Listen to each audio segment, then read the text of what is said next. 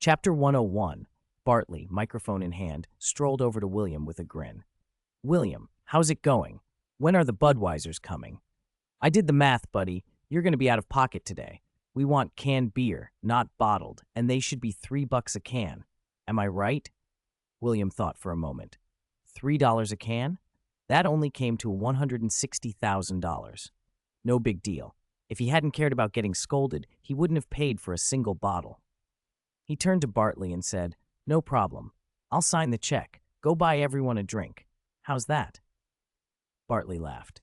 "Buddy, trying to ditch me? No way. We're live right now. I can't let you off the hook. Come on, William. Look at the camera."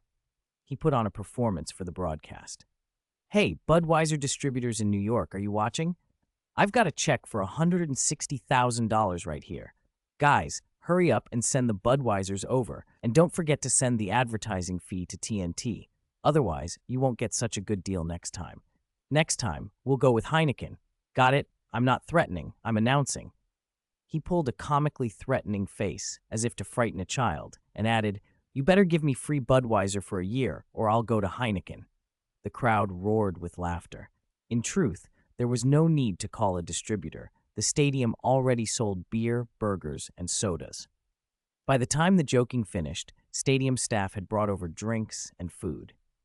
After a few more minutes of revelry, the game officially began. The crowd was electric from the opening tip. Every time the Knicks scored, the stands erupted. Although the Hawks were playing with their backs to the wall, down 0-2, they put up a fierce fight with high-quality plays. In the end, however, the hyped-up Knicks swept them. As the final buzzer sounded, the entire arena chanted "Knicks." Many fans were so overcome they cried. With only the Pacers left to beat, the Knicks had once again reached the finals. The big screen kept cutting to emotional fans. Then William saw a very familiar face, a beautiful woman with an incredible figure. Her hands covered her mouth, so he couldn't see her whole face, but he recognized her instantly. They had spent more than a month together every day, so how could he not? After confirming Ambrosio's spot on the screen, he looked up and saw her covering her mouth, crying and staring at him. William waved and made a small phone call gesture. The cameraman caught it and swung the lens in William's direction. Ambrosio filled the big screen, nodding vigorously and occasionally waving back. In the live studio, Kenny was wrapping up his post-game analysis when the director's voice crackled in his earpiece.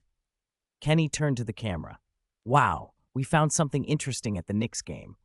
William Devonshire's girlfriend, the one the English press has been trying to find for 6 months, has finally been spotted. Look at the big screen." Home viewers saw a tall, slender, stunning woman, over 6 feet, covering her mouth, crying, nodding, and waving at William. Kenny couldn't resist. What a knockout. What luck William has to be with someone like her. "The director just fed me some intel. Her name is Ambrosio, a Brazilian model, the same age as William, and she just took part in a Victoria's Secret casting. This girl is going to be famous. Victoria's Secret will definitely want her on the runway.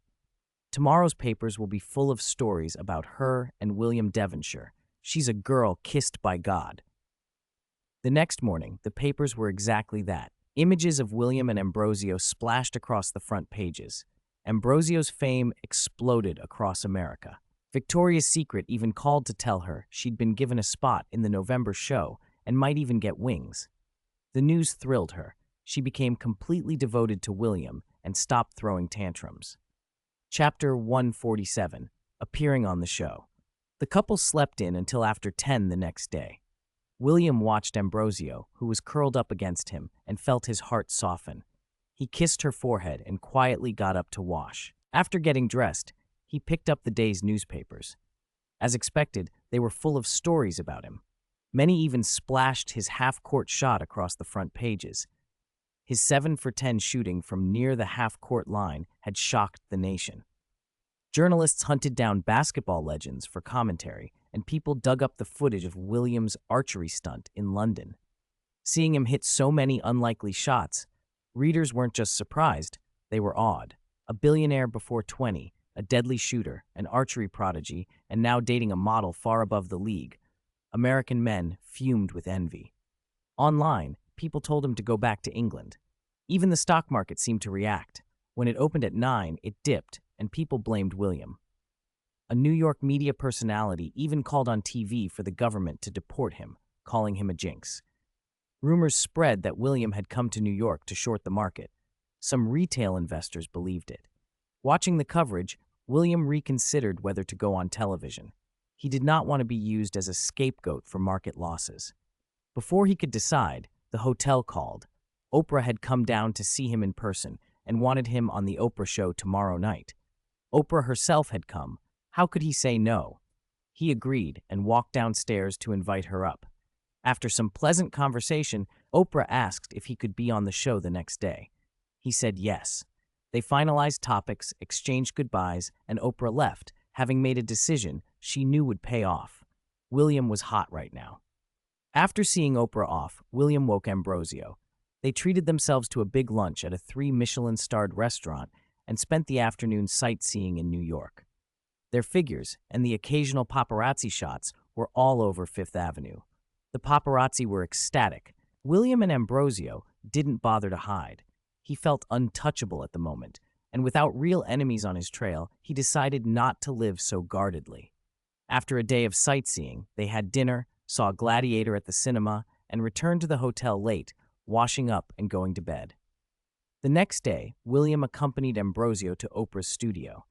The Oprah show was produced independently by Oprah's company in cooperation with the network, and William was cutting in line this time, so they only allotted 10 minutes. He walked into the studio to thunderous applause. Many young American viewers adored him. Oprah motioned the audience to quiet down with a satisfied smile. She had made the right call. All right, I know you're excited. William Devonshire, England's wonderkind, heir to an earldom, billionaire game producer, archery master, and three-point maestro, welcome. William, please have a seat. Thank you, he said, taking the chair. He wasn't in a suit today, just a white t-shirt, jeans, and sneakers, looking every bit his age. It was deliberate. He wanted to seem young and relatable to dampen jealousy. William, thanks for coming on the Oprah show. Let's address the big question. Many Americans think you came here because of the stock market. Is that true? Will the market fall again? William offered an apologetic smile. Thank you for having me. Oprah, I'm sorry to be blunt, but I do think the market will fall again. I can't say exactly when or to what degree, though. A murmur ran through the studio. Oprah's eyes widened. So you admit you came because of the market? People are already despairing out there, William. Are you sure you want to say this on national TV? Aren't you afraid of becoming a public enemy for people who lost a lot? Afraid? Of course I'm concerned about public opinion. I live in the real world, he said. But I have no plans to jump into the futures market right now. Back in March, I advised a trader at the Swiss National Bank, someone I had a bet with, against betting too aggressively against retail investors. If the National Bank hadn't listened, they wouldn't have made $400 million. They might have lost over $2 billion. The audience reacted with astonishment. Oprah pressed on. Wait, so you held back? Why would you do that? Most people would say that legally making money in the market is just business. William shrugged. Public perception matters. It affects how governments and regulators treat you. I intend to invest in businesses across Europe and America long term. The market will let me make more money in the future, so I don't want to burn bridges now. Oprah leaned in. So it's not that you can't make more in futures. You simply don't want to? He chuckled. Exactly. I'm confident I can make more in the long run. I believe any crash will be temporary. The market recovers. Oprah nodded slowly. You're very confident. Are you certain you can make more than $2 billion in the European and American markets? And just to be clear, you're not planning to trade futures here, are you? Of course I want to make money, and I'll bring others along with me to share it, William said. But I won't be touching futures for the next few years. I promise. Listing remarks. After more than 50 days of twists and turns, the book is finally being formally published. As a new writer, I'm incredibly grateful for the support and encouragement of my readers. Without you, I might not have kept going past late May. I started without knowing about internal submissions. I posted 80,000 words of my draft directly online. When I reached 100,000 words, I applied for a contract and was rejected. I felt anxious and lost. Fortunately, thanks to readers' encouragement and my own stubbornness, deciding it was enough for my first book simply to have some readers, I kept writing. The difficulties of writing were greater than I expected, and the hardest part was keeping it all secret. I didn't even dare tell my wife. I also changed the title during this process. The original title was Ace Agent in the Film and Television World, but for reasons I don't fully understand, the word agent couldn't appear in the title, so without much thought, I changed it to Becoming the Richest Man. As many seasoned authors say, you have to finish what you start, even if it hurts. Persistence is everything.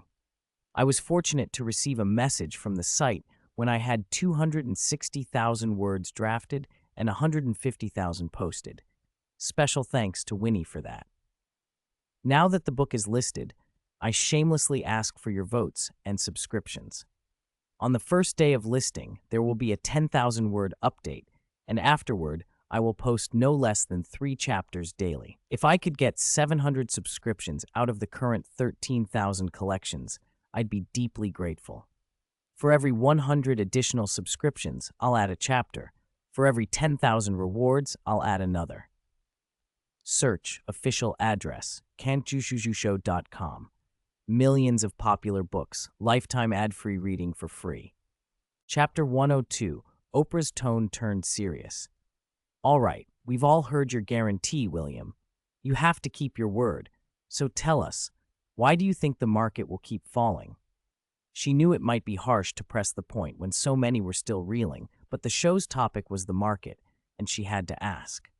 William paused, then shook his head. He'd said enough already.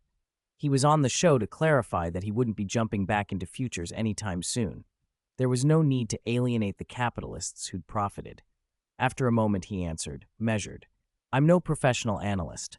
I can only speak from my understanding. First, there's not much liquidity left in the market. Second, confidence is gone. Even if stocks tick up, those who need to get out and pay back loans will push them down. Confidence is everything. Oprah didn't press him further. She could see he preferred not to be too explicit. So, William, any advice for our viewers? You're one of the few who actually made a lot during this crash. William smiled. I won't give investment advice. If I did, nobody would believe me. I'm young. People think I got lucky. The audience laughed. Seeing him poke fun at himself made him likable. Humble, cautious, and unpretentious was what they wanted to see from someone who just made a fortune. I don't think I'm smarter than anyone else, he continued. I just followed Buffett's advice. Get out when others are crazy and enter when others are fearful. I sold my game company, then moved into futures. Now I'm in the US, following the opposite idea. The market may be dark now, but its prospects are still bright. I'm convinced of that. Enthusiastic applause filled the studio. Most people instantly warmed to him. Even those who'd been suspicious softened when he attributed his success to luck, Buffett, and God. When things settled down, Oprah grinned. Thank you, William. You're a good kid. Maybe Mr. Buffett will invite you to one of his lunches after seeing this.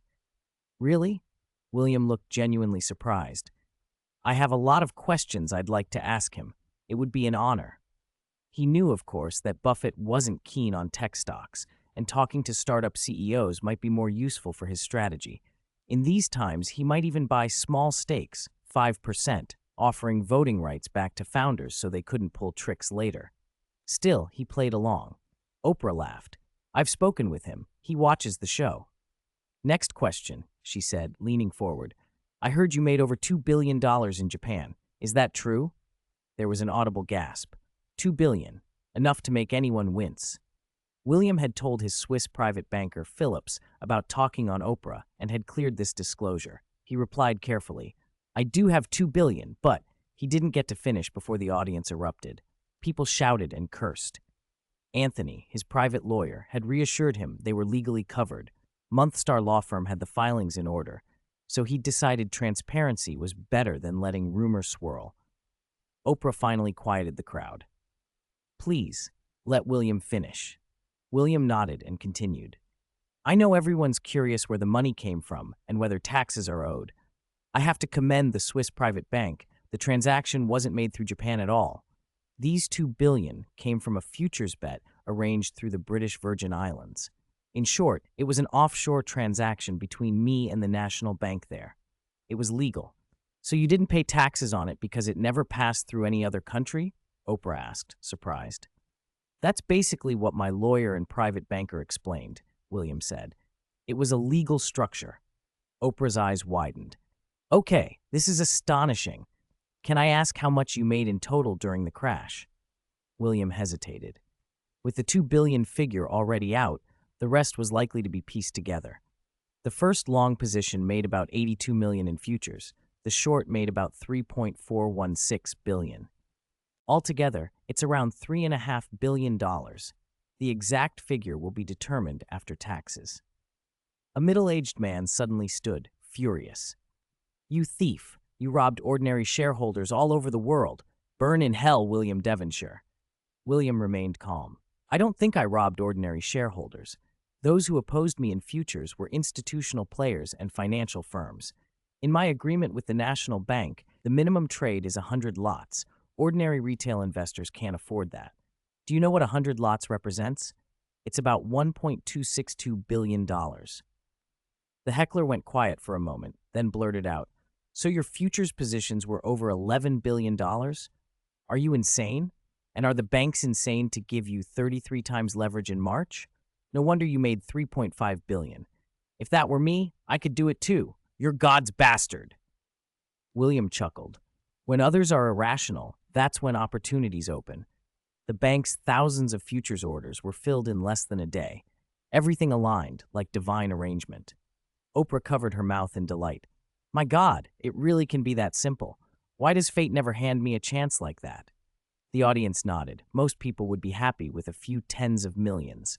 But such luck is rarer than the lottery. Time's almost up, Oprah said.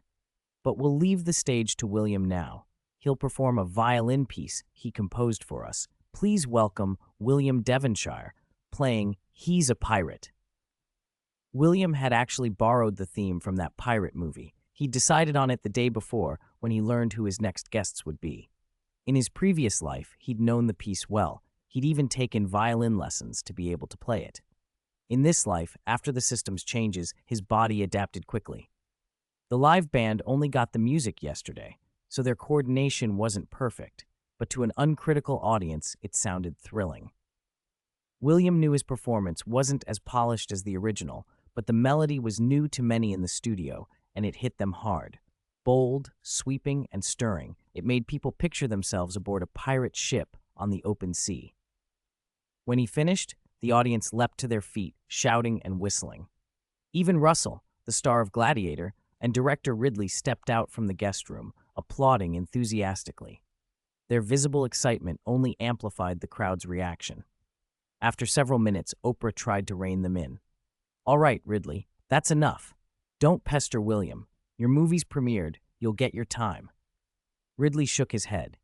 No, if I let this piece leave with William today, it won't be linked to my work tomorrow. This is the best thing I've heard in years. I'm inspired. William, would you come to my house sometime? Bring your girlfriend. I could arrange auditions for her with some crews.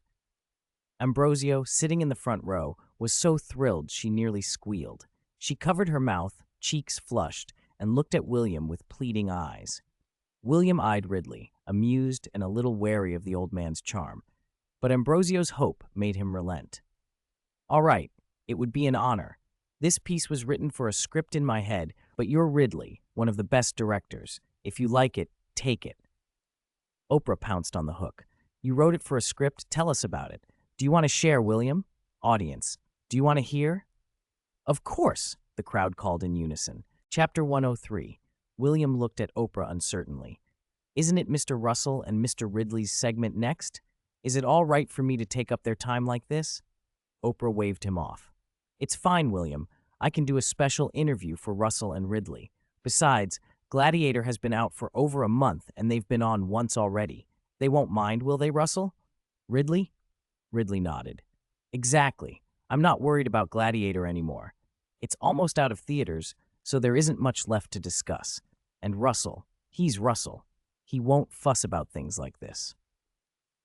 Russell gave a quick nod, and William breathed easier. All right, he said. I'll tell you the story that's been in my head. It's a 16th century pirate story, the tale of Captain Jack Sparrow. Everyone leaned in as William began. He described the film as if he could see it play out, the captain's mannerisms and the acting required, the atmosphere and the special effects. He was a natural storyteller. When he described the scene where the pirates emerge from the seabed and, under the moonlight, transform into skeletons as they approach the Black Pearl, the room reacted. Just the image alone made the concept feel cinematic and remarkable. When he finished, Ridley was the first to speak. "William, you need to go to the copyright office and register this immediately. I honestly think the movie could be made just like you described it. If the special effects are as good as you say, it'll be fantastic." Oprah chimed in. "And what about the box office, Ridley? You didn't mention that." Ridley shrugged. "That's God's business. I can only say the story is very good. How popular it'll be, I don't know. But if the budget stays under $100 million and we cast well, I don't think it's likely to lose money. William, you wouldn't be okay losing tens of millions, would you?" William slapped a hand to his forehead. "Of course I'd care, Ridley. Half a year ago, I was practically penniless. I didn't even have a few £100s. Tens of millions of dollars matter to me. Honestly, with that sort of money, I'd rather build a factory to make my P3. At least I have confidence that the P3 will earn me money." The audience laughed. His thriftiness hit home. Ridley chuckled and shook his head. "Capitalists, young or old, are all the same. You care about profit, not art. William, you're living up to your reputation. You think in terms of billions, and even then you're calculating profit margins." Everyone laughed at Ridley's jab. Oprah asked, "Have you ever thought about financing the film yourself?" William quickly answered, "I have, but after learning how big Hollywood firms operate, I gave up that idea. Unless I can buy a distribution company, I'd just be exploited. They have too many tricks. Profitable films can get manipulated into seeming unprofitable. I don't want to fight those battles." Russell, who had been listening quietly, spoke up. "William, perhaps you could work with Ridley and me. We're Hollywood natives. We know the industry's ins and outs. I like this script. We could collaborate." The room brightened at Russell's suggestion. That was exactly the response William had hoped for. He knew Russell wanted to expand his role beyond acting, and with an outsider like William interested, persuading him would be easier. He pretended to deliberate, then nodded. "We should set up a time to talk this through. We'll go over the details then." Ridley agreed. Pirate stories hadn't been treated as seriously in the past, but William's vivid, detailed pitch had piqued his interest, and with William presumed to be wealthy, the project suddenly looked viable.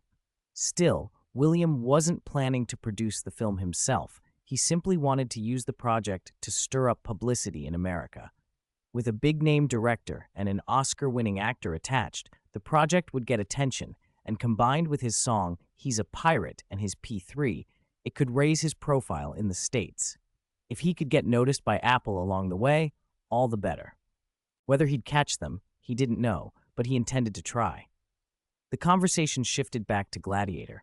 Released over a month ago, it had already earned more than $150 million in the US box office and might reach $160 million. That explained why Russell and Ridley were on Oprah's show, to drum up more support. William suddenly had an idea. "Let's make a bet on Gladiator's Oscar haul," he said. Oprah beamed. "Great idea, but William, have you actually seen the movie?" "How could I not? I saw it once in England and last night Ambrosio, and I saw it again." He nodded toward Ambrosio, who smiled and waved when the camera turned to her. Oprah teased, "You're a good boyfriend, so considerate. How about you two come back on the show next time?" Ambrosio's cheeks flushed. William laughed. "Sure, maybe when my P3 is released or after Ambrosio walks for Victoria's Secret. I just hope your schedule can fit us in." "You're welcome anytime," Oprah said. "Now, since you brought up the bet, you go first. What are your predictions, William?" He looked at Russell and Ridley. They were curious. William grinned. "My rough prediction. Gladiator will get 12 Oscar nominations. It'll win Best Actor, and it'll win either Best Director or Best Picture, plus costume design and visual effects.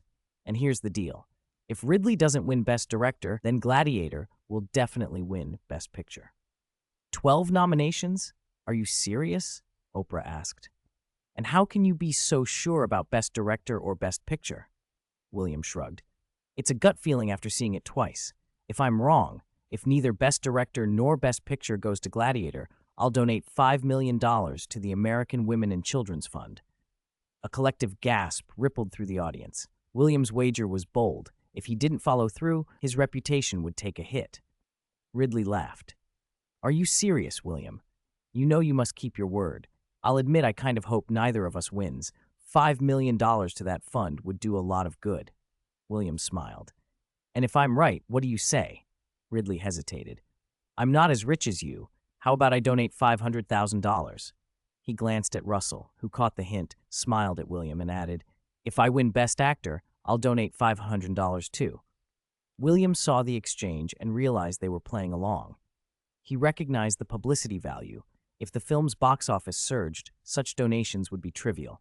He feigned indignation. That's no fun. How about this? If you two win awards, I'll still donate the money, but each of you has to drive me for a day. You'd be the world's most expensive drivers, $2 million a day. Imagine that, a celebrated director and a best actor chauffeuring me. It'd be a memorable piece of Hollywood history, with me as the star and you two as supporting characters. Ridley threw an arm around Russell and laughed. See, Russell, I told you William would play along. William, how'd we do? If we win Best Director and Best Actor, we'll honor our $500,000 pledges. Russell smiled and added, and I'm looking forward to that driving gig. William pretended to brood. Tricking an innocent young man like me, how could you? The audience roared with laughter. Oprah, experienced in reading showmanship, was delighted with the moment. This is perfect, William. And if you do donate, that money will help so many vulnerable people. On behalf of the Women and Children's Fund, thank you. You're a very generous young man. William stood to acknowledge the applause. Thank you. Thank you. When the applause faded, he turned back to the two men. You truly live up to your reputations. One look and you understand each other. I'm happy to contribute to women and children, even if I was tricked. I look forward to the day you two drive for me. I'll savor that. Russell grinned. I have no problem with it. Experiencing life as a $2.5 million a day driver would be unique. Thank you. This may be one of the most unusual moments in my career. They all laughed, and the segment ended on a high note. Publicity for Gladiator, a new pirate project in the air, and a plan to meet and discuss the film further. After they said their goodbyes, Ridley and Russell walked over to William and hugged him. The audience cheered at the happy ending, and Oprah was positively ecstatic. This episode had given her so much material. She was certain the ratings would spike when the show aired. Afterward, William took Ambrosio back to the hotel to change, then loaded a bottle of Chateau Latour into the Bentley the hotel provided and drove to Ridley's house in New York. Ambrosio clung to his arm in the car, chattering excitedly about Ridley's past and fame. William listened, amused. In truth, before Gladiator, Ridley had never been a guaranteed box office king. His earlier films had underperformed, and he even took a multi-year break in the mid-90s. He had a gift for staging large-scale sequences. But film is a business, and money matters. Kingdom of Heaven had underperformed thanks to production issues, and Ridley's career quieted until The Martian resurrected his reputation, by which time he was nearly 80. Gladiator had been his crowning glory. They arrived in a middle-class New York neighborhood with sizable houses and lawns. Despite Ridley's fame, his home was far from palatial. He wasn't the kind of director who'd made himself wealthy with non-stop blockbusters. After exchanging hugs with Ridley and Russell, William stepped inside. The gathering was private, only Russell and Ridley's agents attending. The agents fawned over William the moment he entered, but he ignored them. He knew elite culture's reputation too well.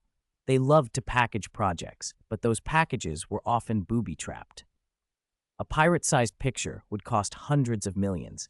If he partnered with a major studio, he wouldn't give away half the rights, and he certainly wouldn't let a packager squander his investment. He mainly wanted Russell and Ridley attached to create buzz. Dinner was pleasant. Afterwards, the three men smoked cigars and drank the Chateau Latour. William had brought, catching up into the night. Finally, Russell, eager, leaned forward. William, what are your thoughts on the project? He asked. William thought for a moment. If I invest, I want half the copyright. The screenwriting fee and the He's a Pirate music fee should be part of the investment. I know that's a tall order. Russell and Ridley exchanged looks. Unlikely, Ridley said. Studios don't give up copyright. Taking a share of the screenwriting credit is more realistic.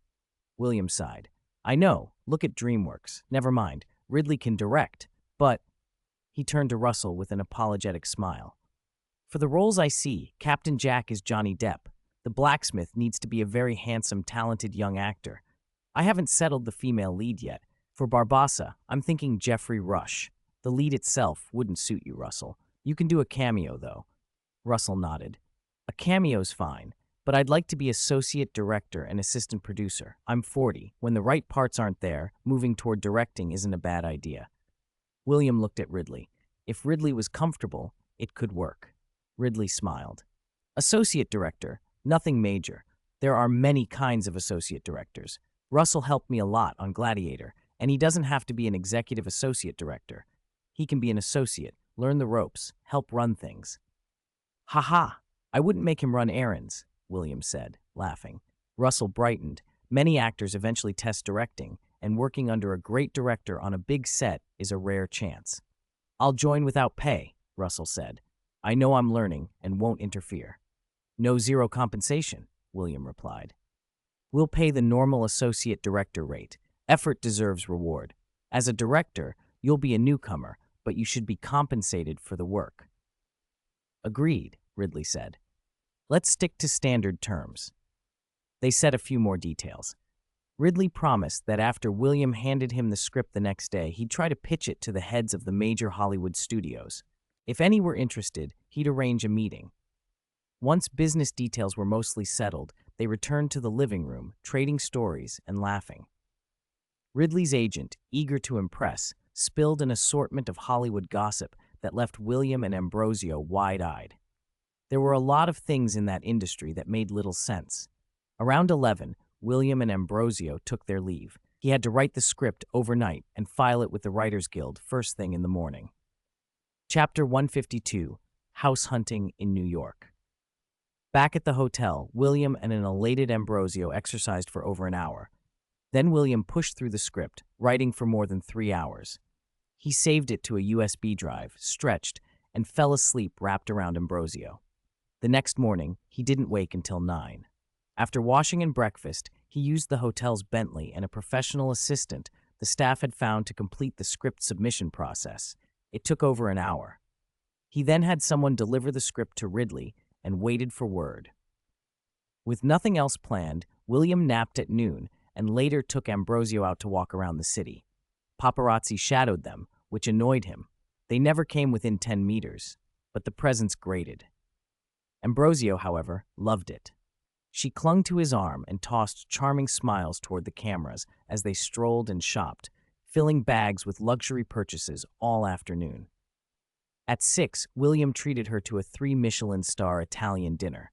Mid-meal, his phone buzzed. Brian wanted to meet. After a leisurely hour, they returned to the hotel for a workout. Once Ambrosio was asleep, William changed, took an ordinary SUV provided by the hotel, and slipped away to meet Brian at a prearranged, low-key spot away from the paparazzi. He found Brian at a slightly run-down house a dozen blocks from the hotel, grilling in the front yard. "Try my Brazilian barbecue," Brian said, handing William a plate and a big piece of beef. They ate, drank, and talked for over an hour. When they were full, Brian grew serious. "So how can I help? As long as it's within my reach, I won't hold back." William smiled. "Nothing illegal. You have broad connections in America. Have you ever considered entering politics in New York?" Brian blinked. "You want me to go into politics? How would that help you? Elections aren't a quick thing. What I need is your connections tied to an official government identity. I'll fund the effort. You handle the public relations and lobbying when I need influence. I won't tell you how to run your campaign or what you do afterward. I just need someone I can trust, who can act on my side legitimately." Brian exhaled, relieved the plan was simpler than he'd expected. "That's it? There are plenty of people in America who do that for money. You don't need me." "I want someone trustworthy," William said. I'll fund things legally. Start by registering a few New York-based charitable foundations. I'll donate to them, legally and transparently, and you can build momentum from there. Who knows? Next time we meet, you might be a senator." Brian laughed, then nodded after a long think. "No problem. I'm over 50. I never thought I'd have a second career. A pleasure to work with you, William." They shook hands and hugged. They discussed logistics and timing, then William drove back to the hotel, showered, and slept until dawn. At 9, while William and Ambrosio were having breakfast, Felix from the Swiss bank called. After their greetings, Felix said, "Mr. Devonshire, we've shortlisted a dozen suitable properties in Manhattan and Long Island.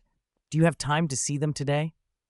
"There's a 369-square-meter penthouse on the Upper East Side, near the Financial District and Central Park.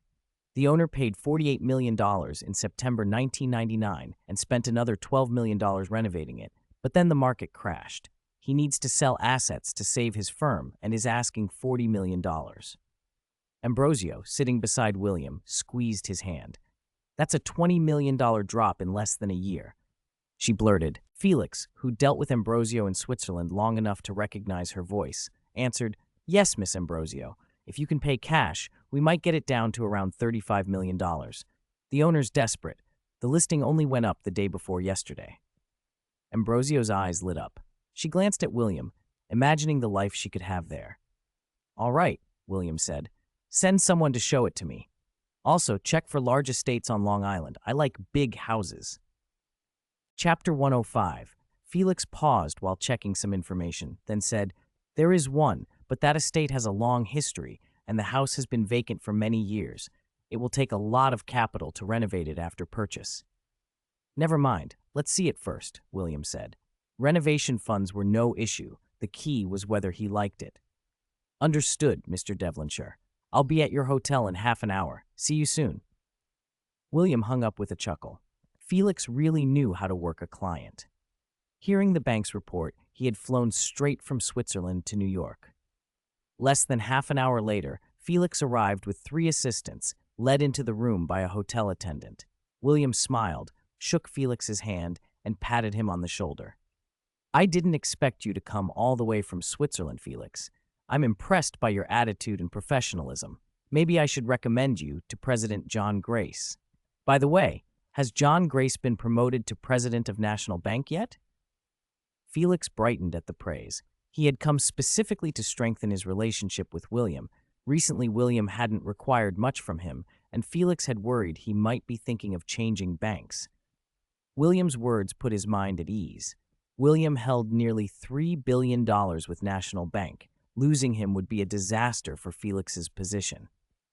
"Mr. John Grace's performance in the market has been exceptional lately. I think it's only a matter of time before he's promoted. He even asked me to bring you a gift."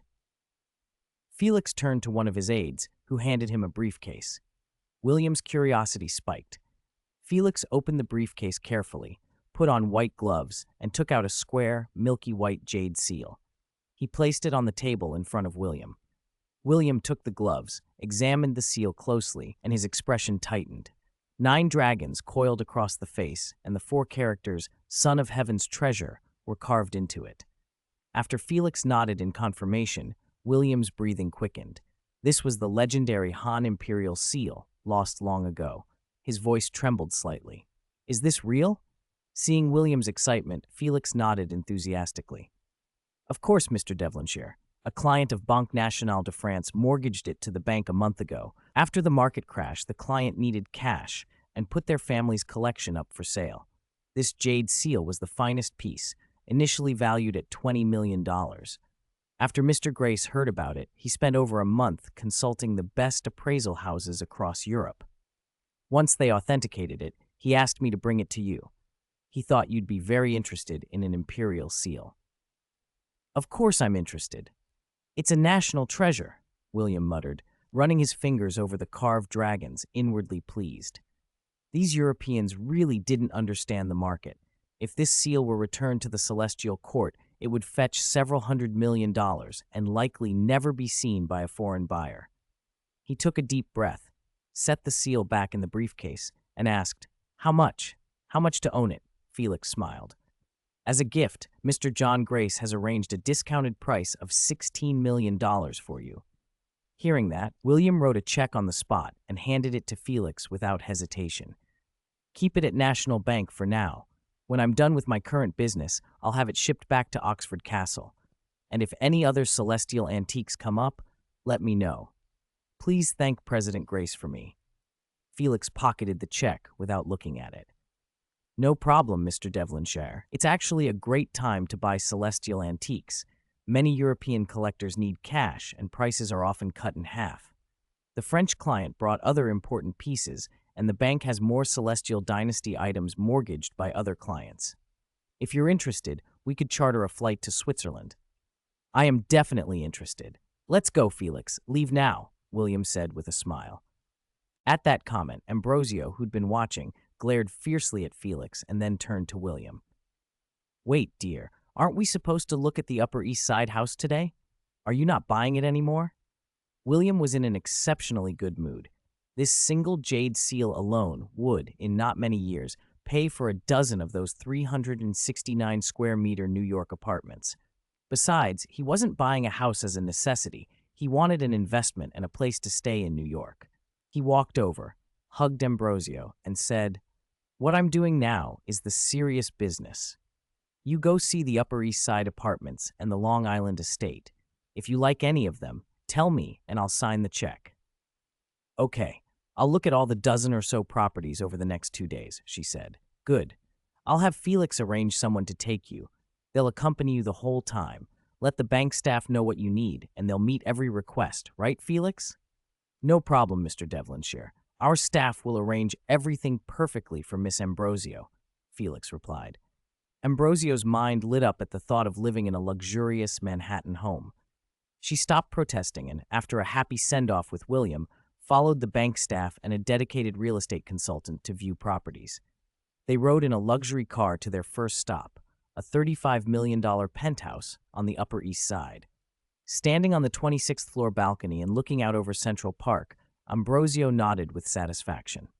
The location, decor, and layout all pleased her. She imagined how to convince William to buy it, and the thought made her blush.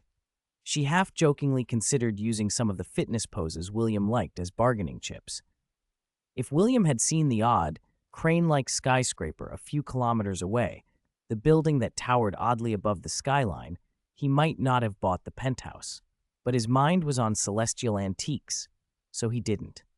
After some coquettish persuasion from Ambrosio, William agreed to buy the Upper East Side apartment. He listened to her delighted squeals on the phone, comforted her for a moment, and then hung up. After more than 10 hours of travel, William arrived in Switzerland. On the tarmac, Vice President John Grace was waiting with a smile. The two greeted each other warmly and rode to National Bank together.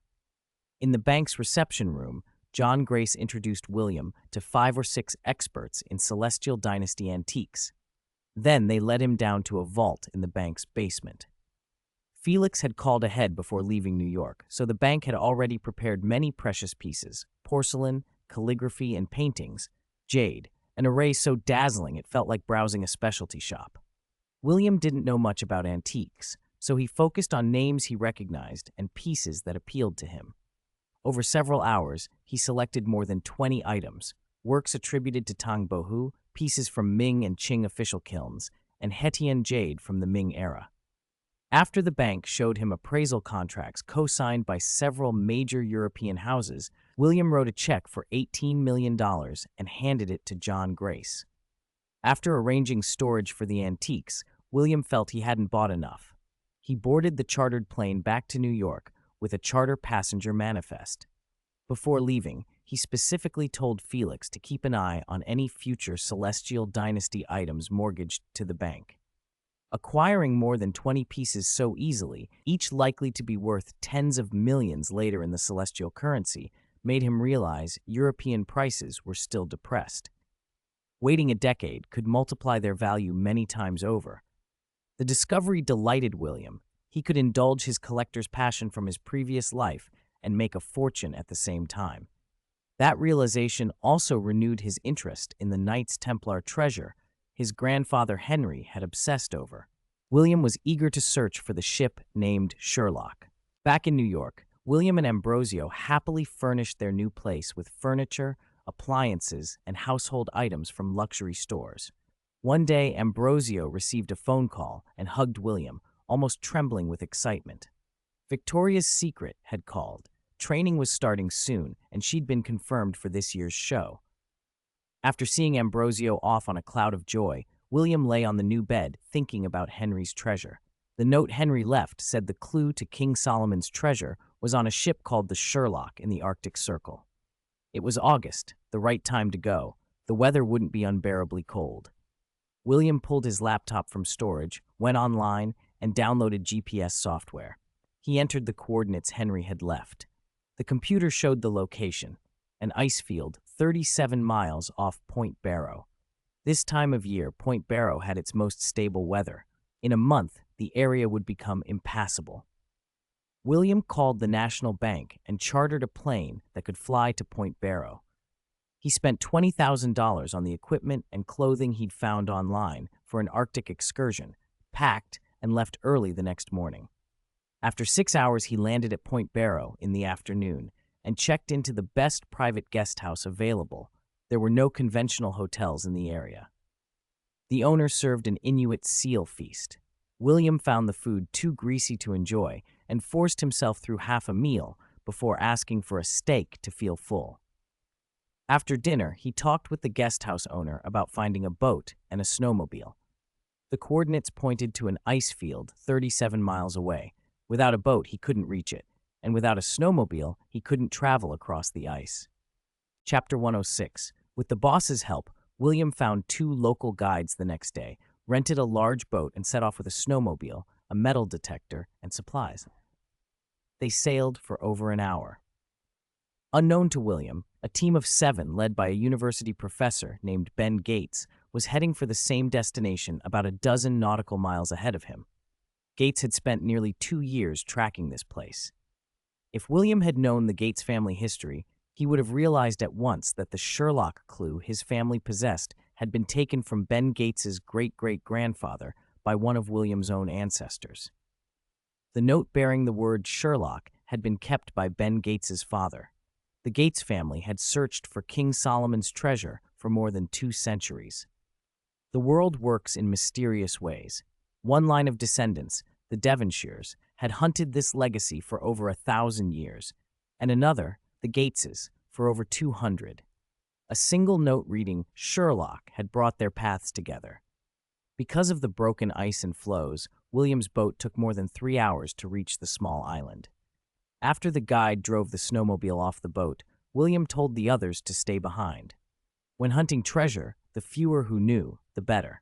Besides, he had a teleportation gate and could always return to Oxford if needed.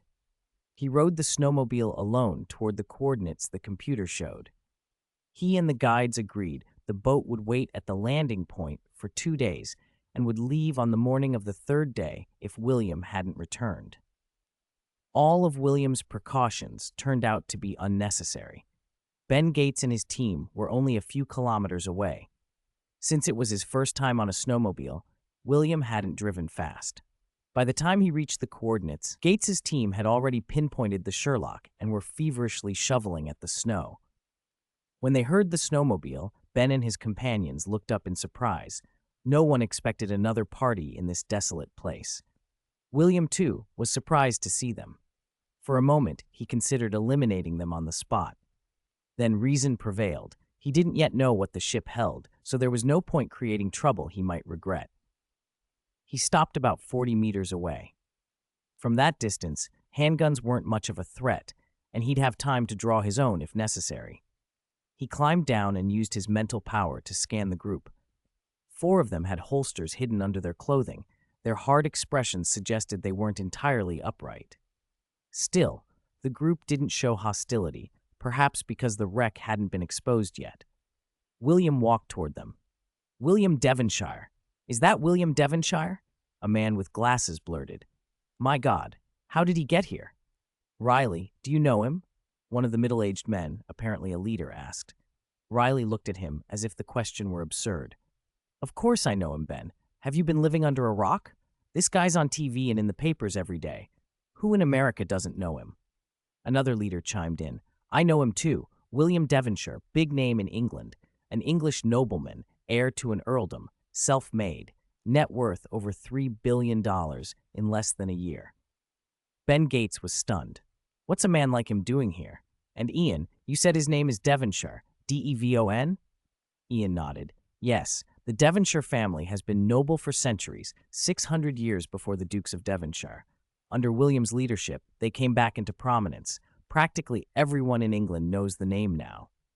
Ben's face went red with realization. He's got the same aim as we do. He's here for the treasure, he shouted. This man's an imposter. My ancestor was robbed of a clue by one of theirs. He must have followed the Sherlock. By now, William had closed to a few meters. At first, he was oddly pleased to see a familiar public figure from his previous life. At least now, he finally knew what this treasure likely was. But when Ben's team accused his ancestor of thievery, William's eyes narrowed. He stepped forward coolly. Thomas Gates was the real liar and thief, William said. That treasure doesn't belong to the Gates. Thomas was only a courier. He didn't intend to pass on the message. He hid it and tried to keep it. You're lying. My ancestor wasn't a liar or a thief, Ben shouted back.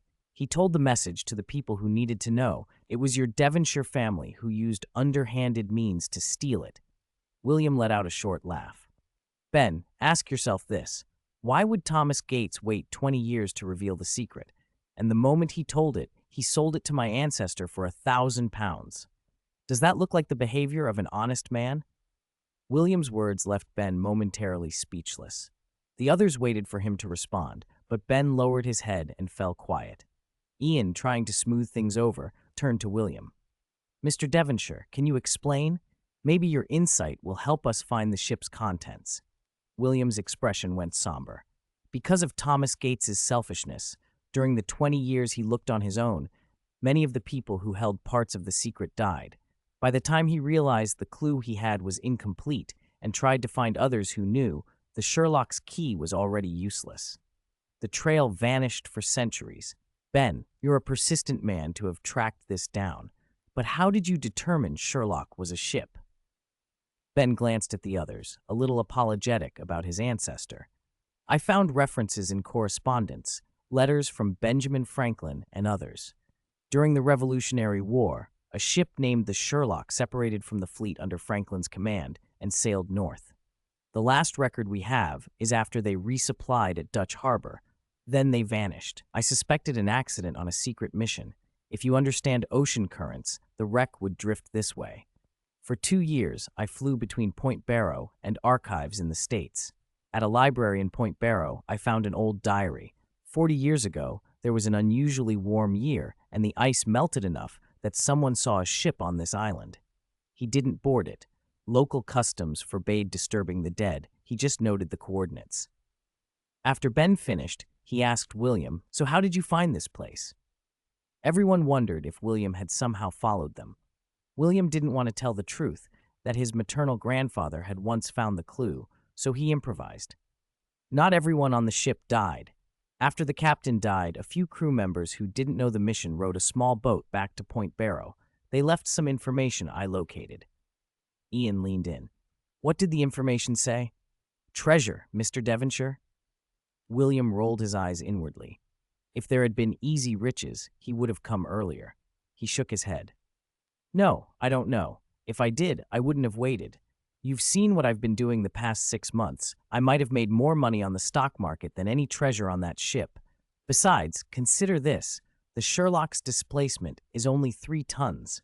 How much treasure could a ship that small carry beyond crew, provisions, and supplies? Probably less than a ton. The group fell silent, disappointed. If the ship was just a wreck with a handful of old items, their effort and expense would be for little reward. Ian swore under his breath. 2 years, millions of pounds, just to find a useless ship. If there's no treasure or clue, we've wasted everything. Ben tried to steady himself. Don't give up yet. Let's dig the ship out. There might still be something. Antique pieces or a clue. We won't know until we expose it. Ian could only nod and ordered his men to keep digging. He glanced at William, then at the shovel in his hand. silently suggesting William join in. William understood the hint. He had no intention of shoveling snow for strangers. "Don't be ridiculous," William said to Ian. "I can tell by your accent you're English. Do you really expect me to dig with you?" He looked at the four men around Ian. "Anybody want to make some extra cash? Help me dig, and I'll pay £2,000 an hour. Or if you four do my work, I'll give you £10,000 now." He reached into his pocket and produced the money from his storage space. Ian watched his men's eyes light up and cursed quietly at the sight. He hated rich people.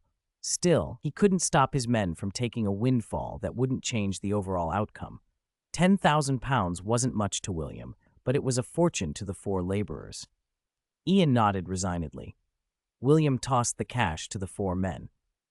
Originally, William had planned to leave immediately. He already suspected the clue inside would be a barrel snuff bottle, a clue and key of no use to him.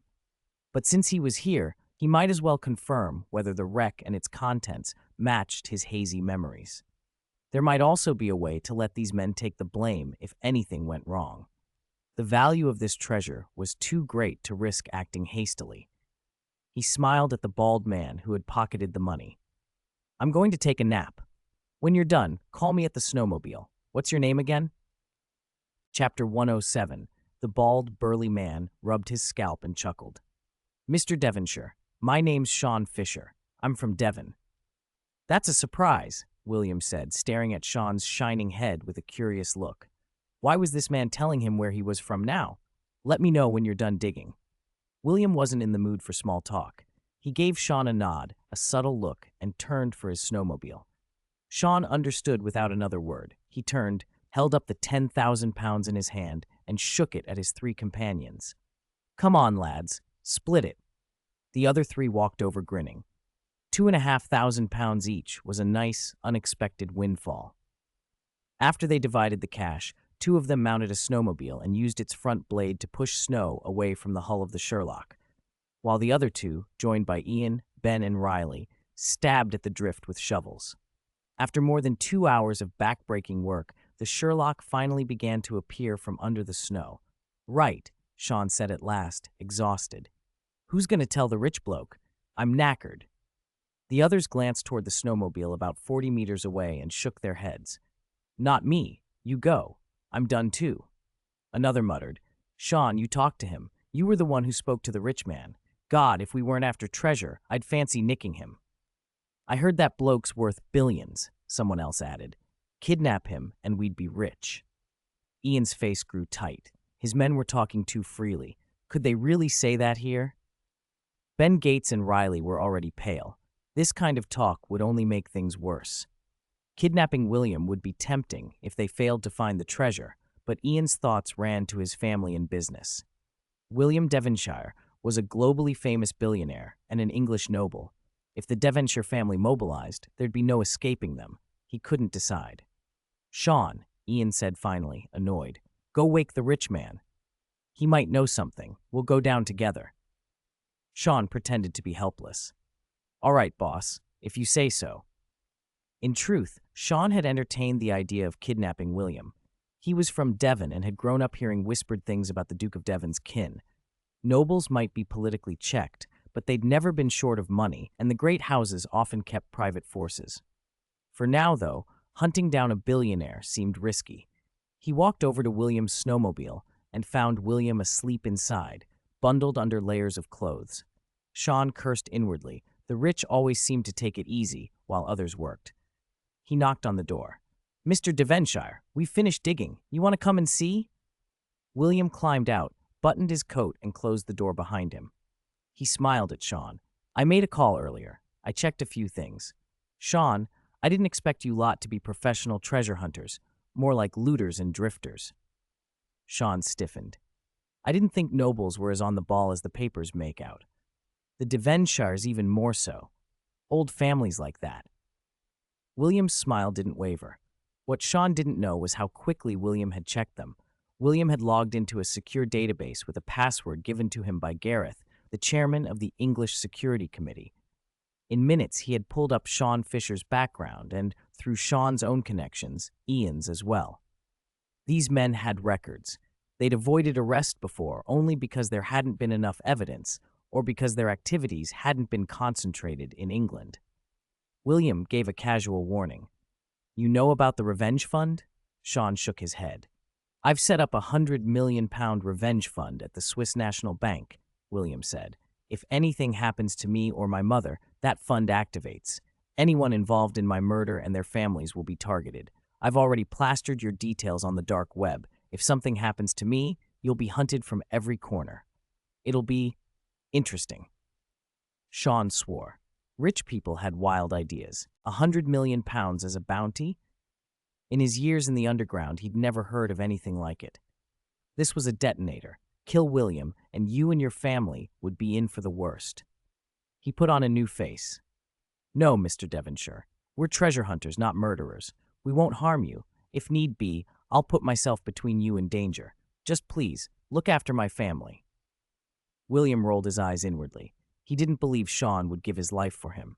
Nobody with a family actually wanted to die that way. But it was clear Sean wouldn't act against him now. Do you know about the Continental Hotel? William asked. Anyone who worked the underworld knew the Continental Hotel. Sean nodded. Good, William went on. My fund is linked to the Continental. The Swiss bank finds the people. The Continental carries out the action. I also have hundreds of Continental Hotel gold coins I don't know how to spend. You know their value? Sean's face had gone pale. He knew the coins. Anyone who knew the Continental did. William reached into his pocket and produced 5 of the hotel gold coins, flipping them in his palm. Sean recognized them instantly. Sweat broke out on his forehead. You've got 5 men, William said. I happen to have 5 coins. Want to test the Continental's services? Sean shook his head so hard his words trembled. Don't joke, Mr. Devonshire. We won't hurt you. If we can, we'll protect you. I hope you'll keep my family safe. William grinned.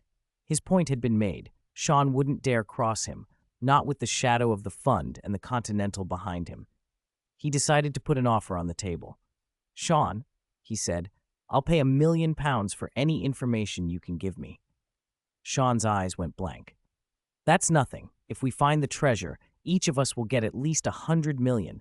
I won't sell my mates out for $1 million. William laughed softly. What if you don't find it? Who can guarantee you will? My family and the Gateses have been searching for generations. Think of this as insurance. $1 million now to save you from a lifetime of looking. Ian's shout cut through the cold from where he stood. Sean, what are you doing? We don't have time. Sean's hesitation snapped. He answered, Right, coming. After a fast inward fight, he turned to William. All right, Mr. Devonshire, you win. I'll tell you anything we find as we find it, but once the treasure's actually recovered, that deal's off. William watched how quickly money could change loyalties and nodded. Fine. Tell Ian what I told you. I don't want anyone getting ideas and making trouble for everyone. Understood, Sean said. I'll be clear. Nobody wants to die over you. If you wanted, you could give my 3 mates $1 million each and they'd be on your side. Ian's decent, but he's no billionaire. We'll see, William said. $4 million isn't much to me, but it depends on the treasure. If you do find it, I won't shortchange you. Payment will be cash, transferred through the Swiss bank, tax-free. Let's go, Ian called again. Talk while we walk. William led the way toward the half-buried hull of the Sherlock. As they approached the newly exposed ship, the cold wind blew snow across the deck, and the search resumed. Men moving between greed and fear, and a billionaire who had just bought himself a little more safety with a promise and a handful of coins. Chapter 108. Understood, boss. William chuckled inwardly. Boss, already? As the two groups drew closer, he heard Ian, sitting on the hull of the Sherlock, joking with Ben Gates. Thanks, Ben. Without you, we never would have found the Charlotte. The outlook's uncertain, but at least we have a lead. A lead lets us keep searching. Ben clapped Ian on the shoulder and laughed. And I wouldn't have found this place without your funding. It's a joint effort. When we get back to town, we should celebrate. Absolutely. Champagne when we return. Ian and Ben were laughing when Shaw Fisher and William approached. Before Ian could speak, Shaw said, Ian, I have something important to tell you all. Ian studied Shaw's serious face and nodded. Then he apologized to Ben. Sorry, I need to take care of a private matter. You guys can start getting ready. No problem, Gates said. Go handle it. Ian led Shaw and 3 of his men to the snowmobile and spoke with them in low voices. William ignored their private conversation and walked over to Riley. Hey, buddy, sorry.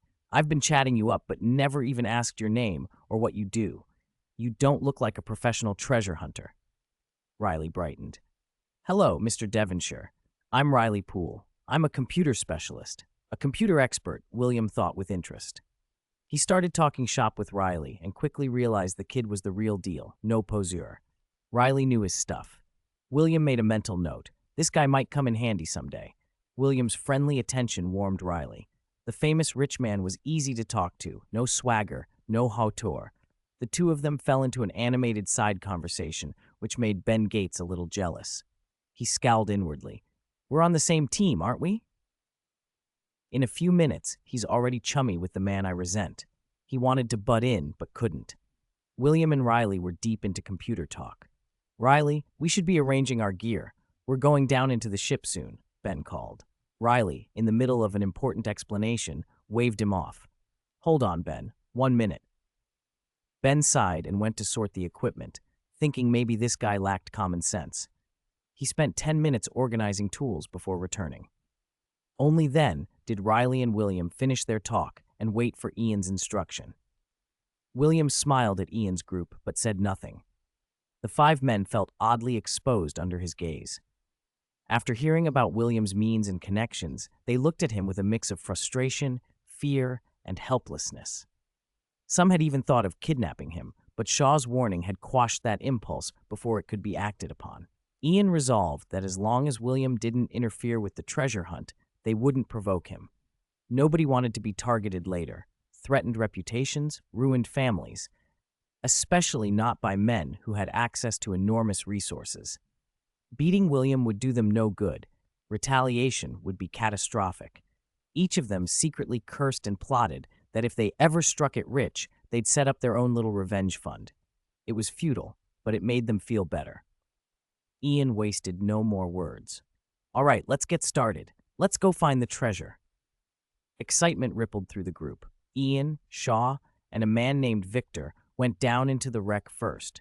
2 others stayed above to watch the snowmobile. William was last to descend, following Ben Gates and Riley.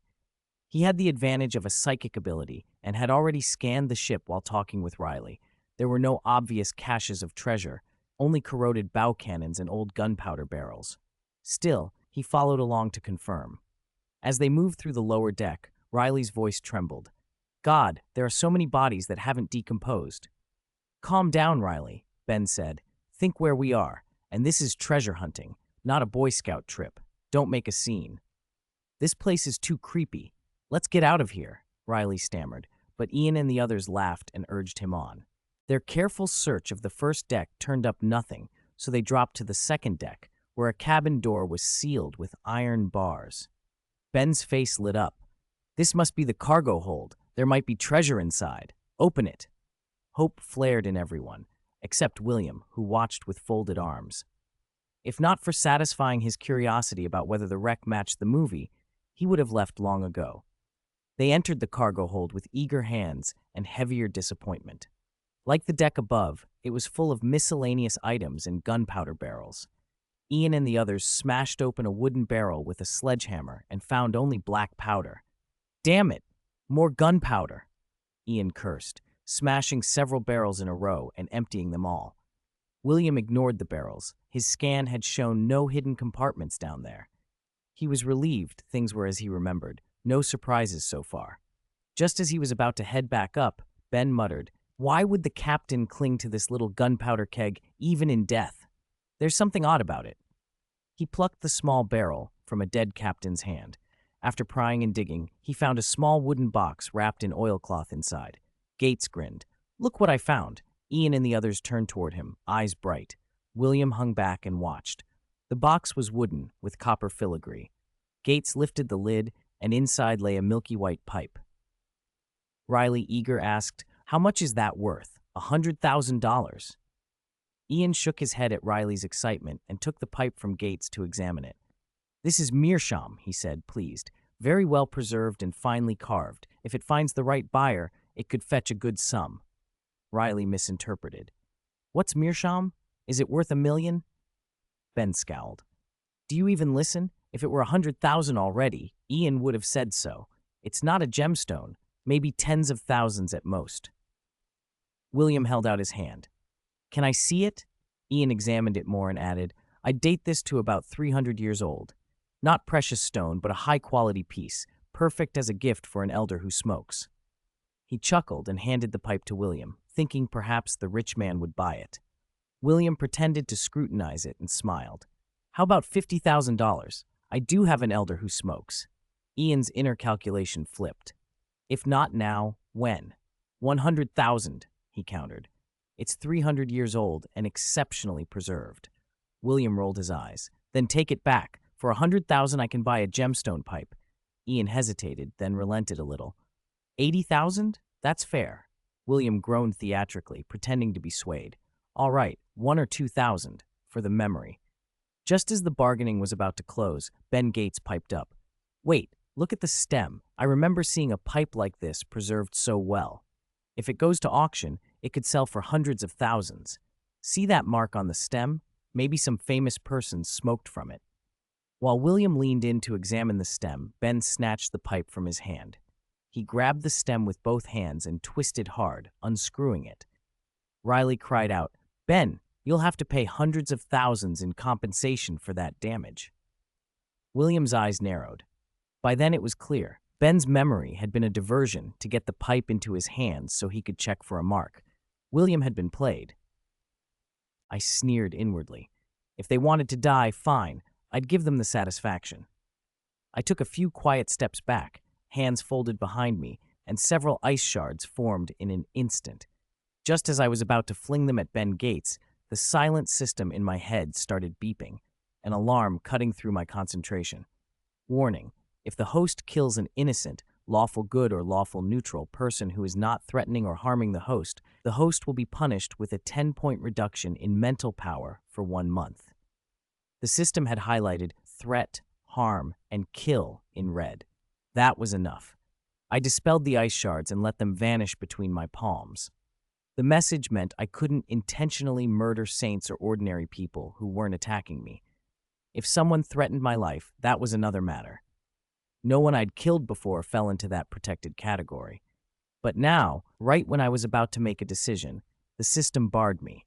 Fine, if I couldn't silence them outright, I'd use them instead. Let them steal the declaration, then I'd destroy it. With the declaration gone, the problem would be solved forever. Nobody expected that the men in front of me had just walked through hell. Their attention was fixed on the pipe in Ben Gates's hand. Ben smiled with the confident, almost boyish excitement of a man who thought he'd just found a key. He smeared a little gunpowder onto the pipe stem, asked Riley for a notebook, and rolled the pipe across the paper. Instantly, the Templar cross and a passage of text appeared. Everyone crowded around, stunned. Ben read aloud, voice trembling with triumph. The legend is written, the extraordinary influence has been produced, the silent cipher has not yet appeared. 55 people wrote with iron pens. Murloc cannot harm. A riddle, Ben said, pacing and rubbing his chin. Think, I have to think this through.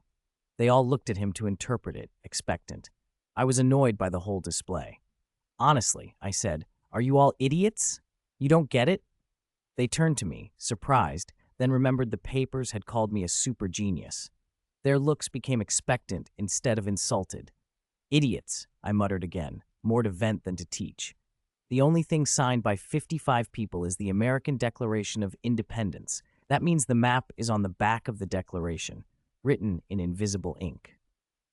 As the realization hit them, faces lit up. Of course, who else would keep a document signed by so many people and guard it so closely? But the realization brought its own problem: the National Archives. You couldn't just waltz into the archives and experiment with the Declaration.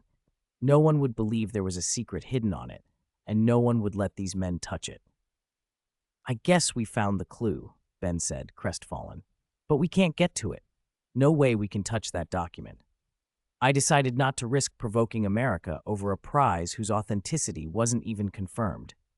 Fine, I said aloud. We split up.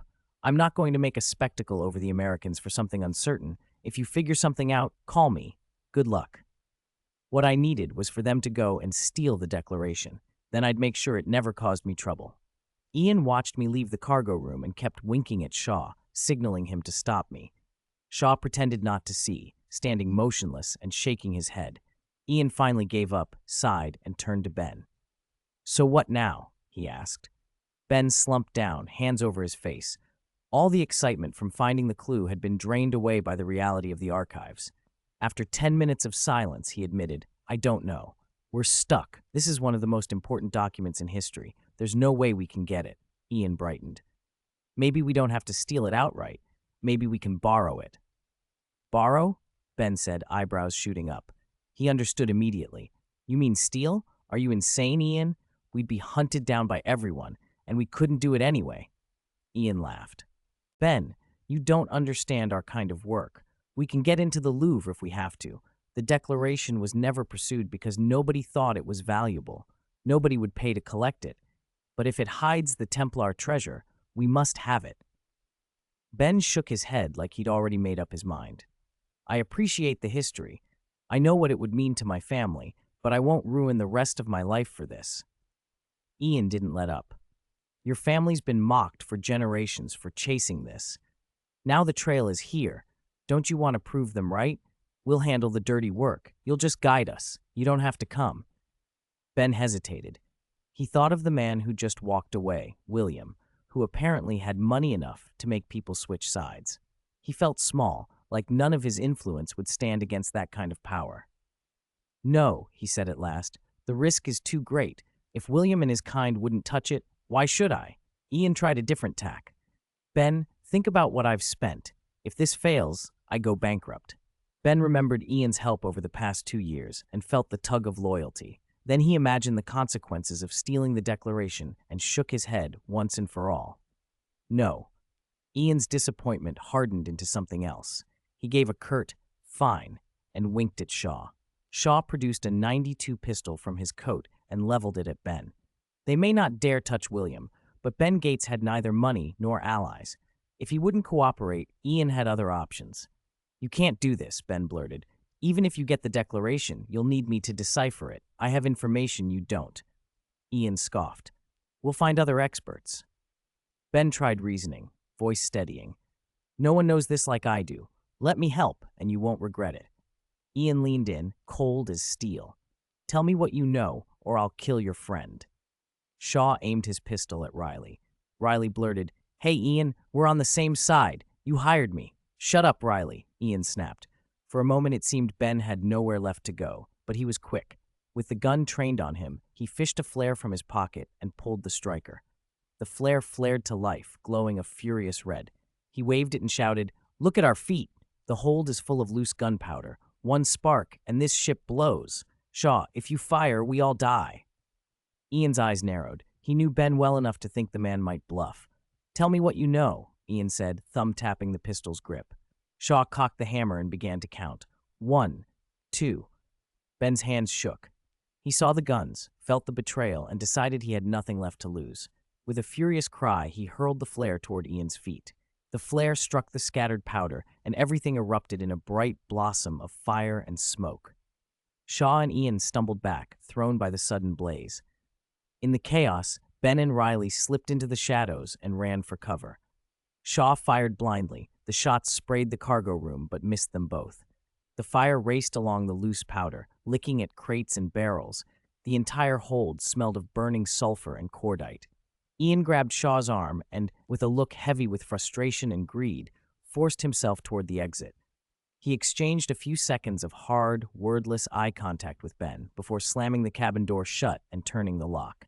The treasure's value outweighed a 2-year friendship. Ian had made his choice. As they burst out of the third-level cabin, Ian and Shaw shouted up to Victor, who was guarding the second level, "Run!" The hold descended into noise and smoke. Ben and Riley ducked into a narrow service passage, coughing and hearing the distant shouts of men who had turned on one another for the price of a myth. Chapter 110. The three of them tumbled out of the ship and yelled to their accomplices waiting by the snowmobile not far away, "Hurry up and drive! We have to go!" Meanwhile, In the cargo hold on the third floor, Ben pulled the release under his feet and shouted to Riley. "Riley, get over here, quick!" Riley ran up, peered into the secret passage, and called back. "What is this?" "A smuggling passage." "Stop asking questions and move," Ben snapped. They dove into the tunnel and ran as fast as they could. At the last possible second, they burst out onto the snow, flung themselves down, covered their heads, and buried their faces in the drift. A massive explosion thundered behind them, deafening. Splinters of wood showered down and thudded onto their backs. After a few minutes, Ben hauled Riley upright and looked around. There was no sign of anyone else. "Damn it," he said hollowly. "How are we supposed to get back to Barrow Point?" Ian and the others took the snowmobile and the ship. We're stranded here. Riley, still shaken from escape, heard him and panicked. "I heard there are tons of polar bears here." "Ben, what are we going to do? We're not going to die here, are we?" Ben's confidence wavered. Without supplies or proper equipment, they couldn't survive more than a few days on this icebound spit.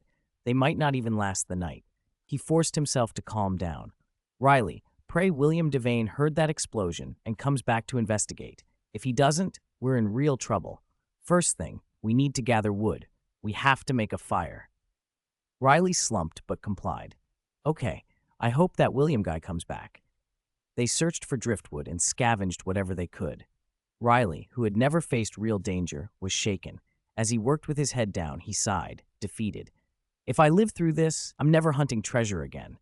It's not like in movies. I'm almost dead, and I haven't found a thing. Maybe I'm not cut out for this. I'll go to Silicon Valley and find a steady job. Ben, if we get rescued, what will you do? Want to come with me? We could be partners." Ben shook his head. "No, I'm going to go after Ian and the others. They tried to kill us. I'm not letting this go. Don't you want revenge?" Riley found Ben's sudden grimness unexpected. He'd assumed Ben would be as shaken as he was, not burning with determination. Not far away, William Devane watched the events unfold exactly as he'd hoped. He had expected Ian and Ben to turn on each other. If Ian had killed Ben, that would have solved his problem. When he saw the plume of black smoke climbing from the direction of the ship, he muttered to himself, "Hopefully, they're all dead." He climbed out of his car, hauled himself onto the roof, and scanned the scene with binoculars. To his annoyance, he saw Ben and Riley alive and collecting wood. Could they really survive an explosion? If they wouldn't die, then they would at least be stranded. "Fine," William spat under his breath. "If they can't be killed, let's see how they get off that frozen island." He got back on the snowmobile and left them.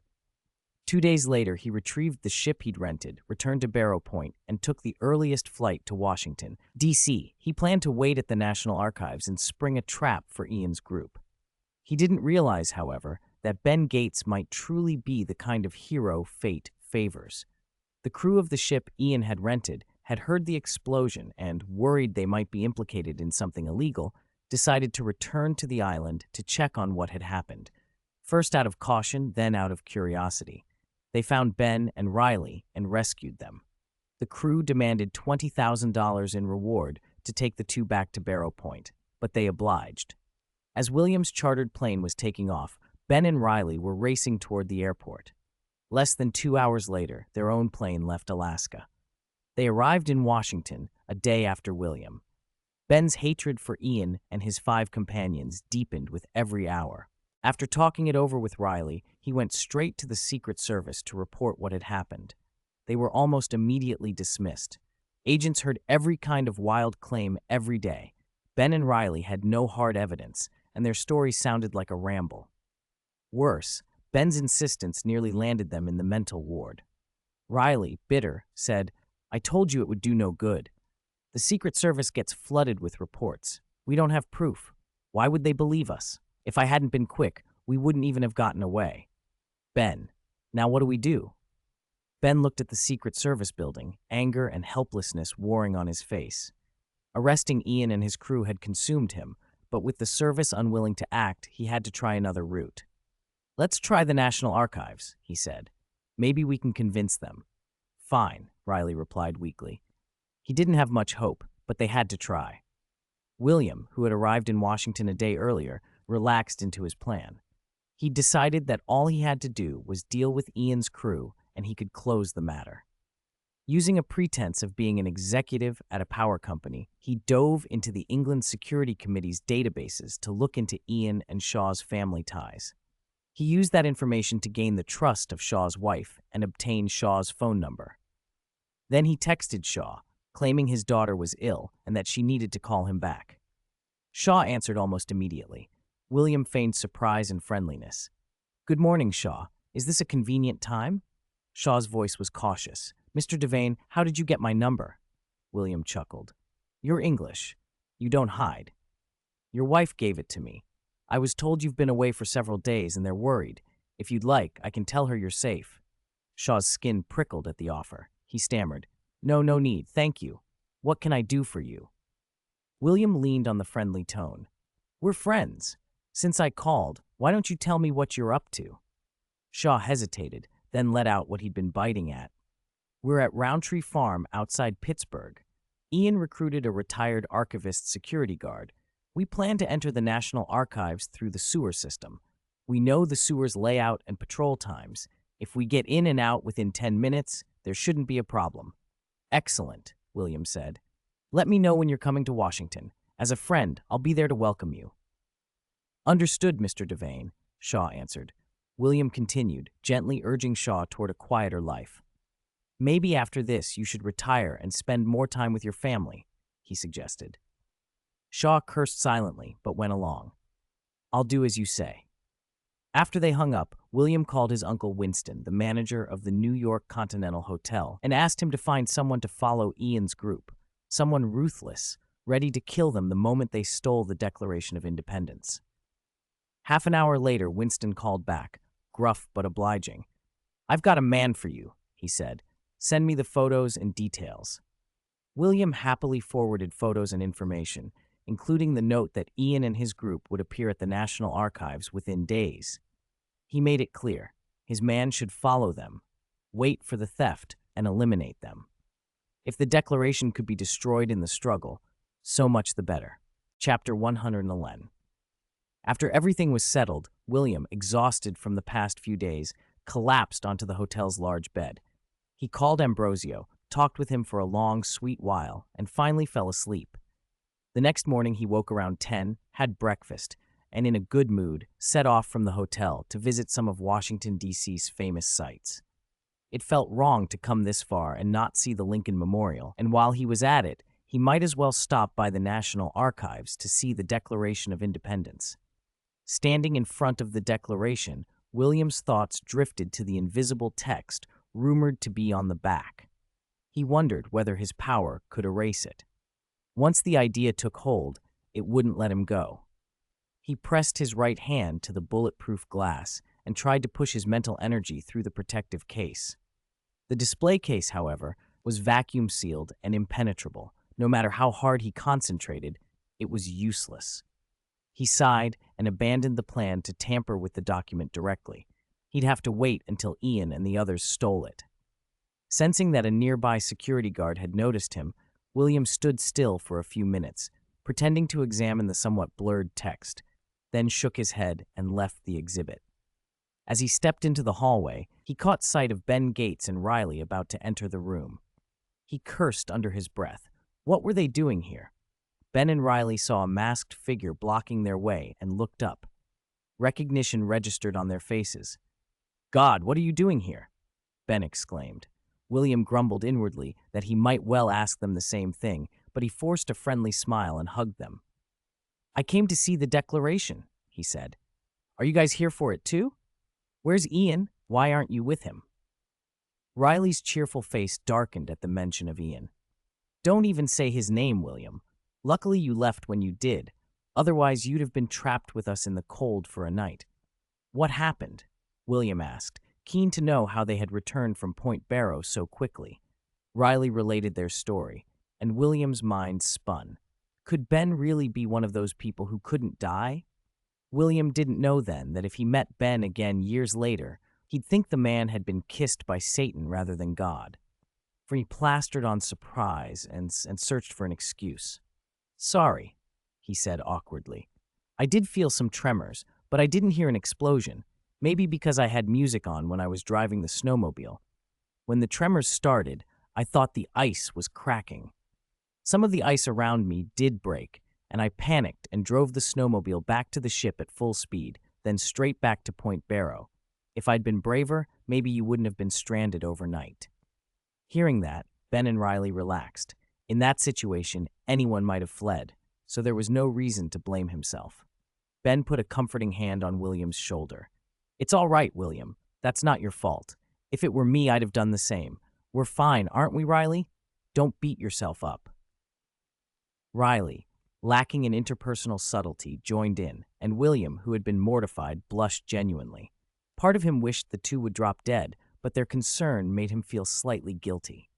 He dismissed the awkwardness quickly, deciding to play the scapegoat when it suited him. "Thanks," he said.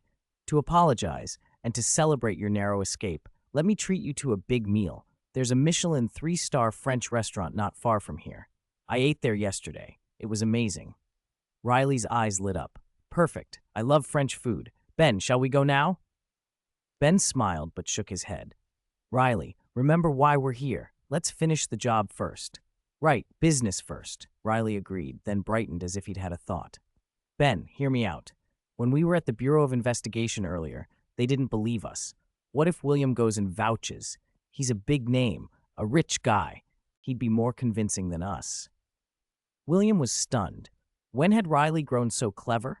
He started to object, but cut himself off and said, "Sorry, Riley, you might not know my situation. If I tried to talk to the Bureau, they wouldn't believe me. They might even detain me. I don't want to get involved." Ben and Riley stared. "Why not? You're wealthy. Why wouldn't they listen?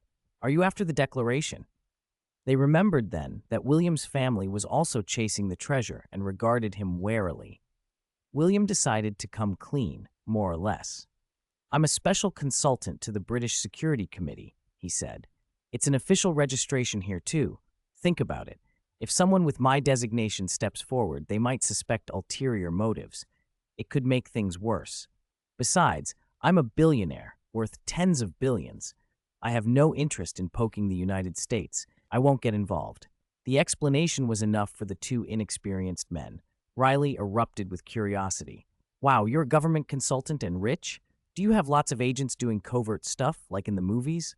William laughed and shook his head. "No, I'm not a spy. I'm not even 20. I made my money fast, too busy enjoying life to do dangerous things. I'm no action hero." As he said it, his chest tightened. Since being reborn, he'd done a lot of reckless things, making and selling games, 3 months in Switzerland, but otherwise, he'd often been reckless. He remembered the times he'd followed his grandfather Henry's orders without question, the secrecy and the necessity to eliminate witnesses. In the last 6 months, he estimated, he'd killed at least 90 people. He was a billionaire now. Why had he been doing everything himself? Money buys power, he thought. He slapped his forehead hard enough to make Ben and Riley wince, then forced a smile and thanked them for the reminder that he should delegate more. "I just thought of something important," he told them. "Wait here for a few minutes." William stepped aside, reached into his pocket, and produced a new phone from his storage space. With a casual expression, he typed a message to the helper Winston had arranged, instructing him to go immediately to a rural area outside Pittsburgh and take care of Ian and his group, cleanly and without a trace. For a moment, he considered dealing with Shaw the same way, but then his phone rang. "Mr. Devonshire," said Shaw on the line. "Ian plans to make his move on the night of the National Archives' 66th anniversary, 3 days from now. We're leaving for Washington tomorrow morning to prepare." William hesitated. If Shaw's information was true, he couldn't just eliminate him, he still needed him. Even ruthless men keep some contracts. "Very good," William said slowly. "Call me in 3 hours. I have something important to tell you. Do you understand?" Shaw's nervousness showed through the phone. He immediately agreed. "Yes, sir. Yes. We'll do as you say." "Think of your family, Shaw," William warned. "Don't end up with money you can't spend. After this is over, I'll give you £5 million. If you betray me, I'll use that $5 million as a bounty. Consider whether you could outrun my people. If the bounty's out, you won't have time to hunt for the treasure." There was a long silence. Then Shaw answered, quieter. Understood, sir. I'll cooperate with your people. I'll handle everything cleanly. It's a rural farm. I can dispose of the bodies personally. William ended the call and pocketed the phone. Plans had changed once more. He would have to move faster and smarter than before. Perhaps Shaw had made up his mind. This time, he didn't stutter. He even told William outright that he would take part in handling Ian and the others, effectively putting a handle into William's hands. Very good, Shaw. I like smart people. We might even have opportunities to cooperate in the future. Money can never be earned enough. Only the money you can spend is truly yours. When you return to England, give my regards to your children. They have a good father. My family and I would be pleased to host you in Oxford. Thank you, Mr. Devonshire. No, sir. Thank you, boss. It's an honor to work for you, Shaw stammered before hanging up. William immediately called the man Winston had arranged in Pittsburgh and instructed him to observe carefully. Once Shaw was confirmed trustworthy, and with his cooperation, they could deal with Ian, the other four, and the retired security guard. After making those arrangements, William returned to Ben Gates and Riley with a smile. Sorry to keep you waiting, he said. You two go take care of your business first. I'll look around here and wait for you. Then we can all go out for a big meal. Riley nodded. Ben, I think you should go with William to meet the supervisor, Abigail. William's more famous than we are. Maybe he can persuade her to let us examine the Declaration of Independence. Ben looked at William expectantly. Can you do that? Thinking of the beautiful woman in his memory, William felt a little tempted. It would be nice if something happened between them. Of course, I can arrange a meeting with the supervisor, though I can't call the police for you. Ben brightened. Thank you, William. I didn't expect you to help me. Oh, if only I were as rich as you. I wouldn't have to go through so much trouble searching for treasure. The remark surprised William. Beneath Ben's high-minded talk about history and scholarship, he still yearned for wealth. They walked into the National Archives smiling.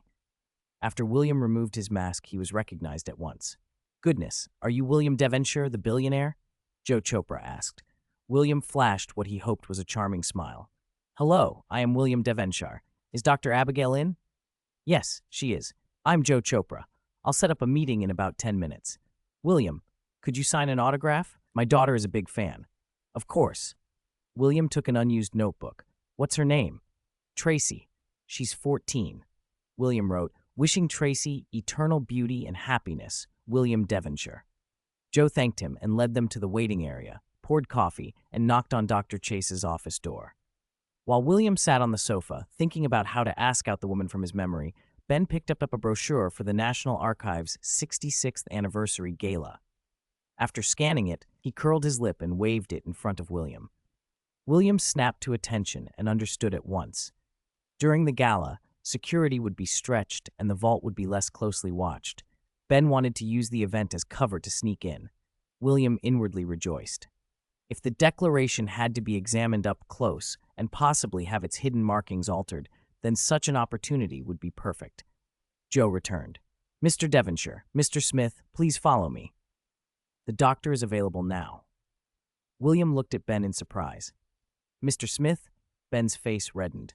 No choice. The Gates name tends to rile people in academia. I'm Mr. Smith today. Don't let it slip. You should just change your name then. Smith isn't bad, William teased. Ben rolled his eyes. Get out of here. They entered Abigail Chase's office. She stood to shake hands with them both, young, composed, and stunning. Neither William nor Ben expected the person in charge of the Declaration of Independence to be so young and beautiful. William felt genuinely stunned. Joe, watching him, smiled knowingly and gave Abigail a friendly look. Abigail flushed a little at the attention and, clearing her throat, addressed them. William fumbled a polite introduction. I apologize, Doctor. I didn't expect the supervisor to be so young and, well, it's a pleasure to meet you. I'm William Devonshire from Oxford, England. This is Mr. Smith from Australia. Abigail smiled. Vanity is universal. William's obvious admiration pleased her. Compared with William's presence, Ben's pleasant looks were overlooked, and Abigail merely nodded at him in passing. Ben felt a small, private sting. He suspected it would be hard to get the attention of beautiful women when William was around. I'm pleased to meet you, Mr. Devonshire, Abigail said. Please have a seat. How can I help you? William leaned forward. Mr. Smith here has some academic ideas about the Declaration. He hoped to study it while it's being restored. We're willing to donate funds to the National Archives to make that possible. Abigail's expression brightened at the mention of a donation. Thank you, Mr. Devonshire. You're a prominent public figure. In principle, that can be arranged, but the next scheduled restoration isn't until December. We just completed an inspection last month. Ben's face fell at the news of a 6-month wait. William shrugged at him, feigning helplessness. Ben tried another approach. Couldn't we arrange to view it in the next few days? I'm prepared to donate $100,000 for the privilege. Ben's eagerness only made Abigail suspicious. Mr. Smith, you need to be honest. Why do you want to see the Declaration up close? Even if you're Australian, you should understand the importance of this document. I won't grant access without a legitimate reason. Ben swallowed and stammered. Of course it's academic. William and I have some disagreements about the parchment, and we hope to. Abigail cut him off. There's no need for further examination. We have detailed inspection data right here. When we repaired it last year, we did a comprehensive analysis. If you want it, I can give you a copy, for a nominal fee, really. Joe, get a copy of the inspection report. Consider it a gift to Mr. Smith. Joe nodded, fetched the document, and handed a copy to Ben. Abigail smiled at William. Is there anything else, gentlemen? If not, let's conclude. I have other matters to attend to, and I'll have Joe see you out. Ben, hemmed in, blurted the one thing he'd been trying not to say. Treasure. Both Abigail and Joe stared.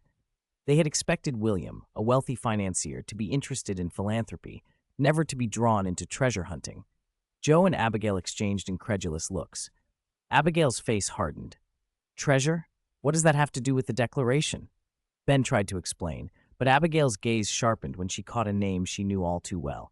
Wait, your name is Ben? Ben Gates? The Gates family, the ones always pushing conspiracy theories. The recognition was immediate. The Gates name carried a notorious reputation in academic circles. Ben tried to defend himself. Yes, ma'am, I am Ben Gates, but I'm not a fraud. Abigail didn't let him finish. She waved a hand in dismissal. I'm sorry, Mr. Gates. I don't have time for this. Miss Chopra, please show these gentlemen out. Ben wasn't ready to give up. Please, doctor, listen. I'm warning you about the security of the Declaration. A group of international treasure hunters is targeting it. We believe there's an invisible set of codes on the back of the Declaration, and those codes are connected to a treasure. Abigail's expression turned to a weary, professional patience. I'm familiar with national treasure-style theories, Mr. Gates, but our responsibility is to preserve the document, not chase myths.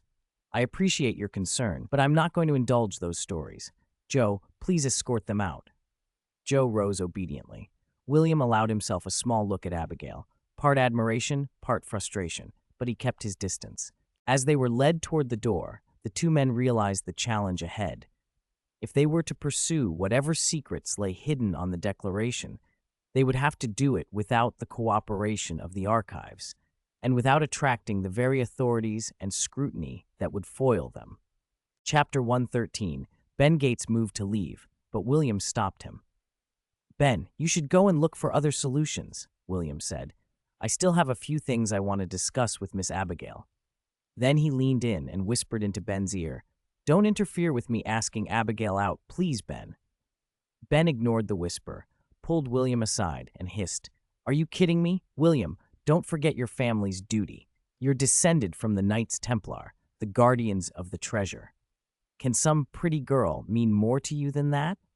Even if we personally don't want to search for it, Ian and his crew are after the Declaration of Independence and the treasure.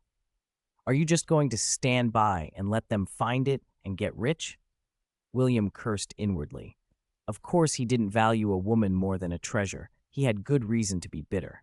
If not for the meddling system and Ben Gates interfering and stopping him from silencing witnesses at Barrow Point, William might already be standing in that treasure vault. With Shaw as an inside man, Ian's group wouldn't last long in William's estimation. If the Barrow Point plan had simply gone through and the culprits frozen out, Ian's people might have been dead already. Then William wouldn't have to bother with all this. This is the 21st century, Ben.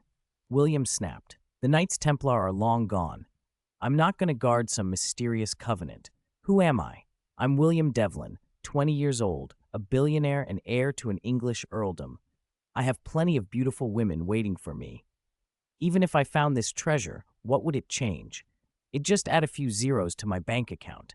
The treasure's value might not even match the tail end of my deposits. Besides, it's more likely it was divided up or spent during the American War of Independence. Ben rolled his eyes at William's bragging. He knew this scoundrel was showing off to make himself feel superior. William, seeing Ben quiet, pressed his advantage.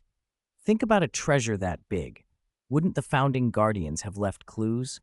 In 200 years, apart from my family and the Gates, have you heard of any other families from the founding era still looking for it?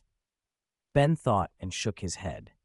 It did seem no other prominent founding-era families were still on the trail. The thought that the treasure had been divided or long spent made Ben's scalp prickle. William seized the moment. See? Most of the people chasing it now are later treasure hunters or professional thieves like Ian. I think you should give it up, Ben. Like me, let go of that curse that's plagued our families for centuries and live your life. He patted Ben's shoulder, then adopted an air of magnanimity. That's enough for today. I still have a date with Abigail. Don't disturb me, Ben. William's whole performance was designed to distance himself from the declaration and convince Ben he really didn't care, so Ben would confidently go after the document himself. But Ben wasn't deterred. After a brief slump, his face hardened. I won't give up, William. I have to stop Ian and his group from getting the treasure. Even if we can't work together, thank you. I'll prove to you and to everyone who mocks the Gates family that I was right. He hugged William tightly for a few seconds and left with a grateful expression. William didn't know then how glad he would be not to have offended Ben Gates. Years later, after Ben had spent time in prison, William saw him in the news.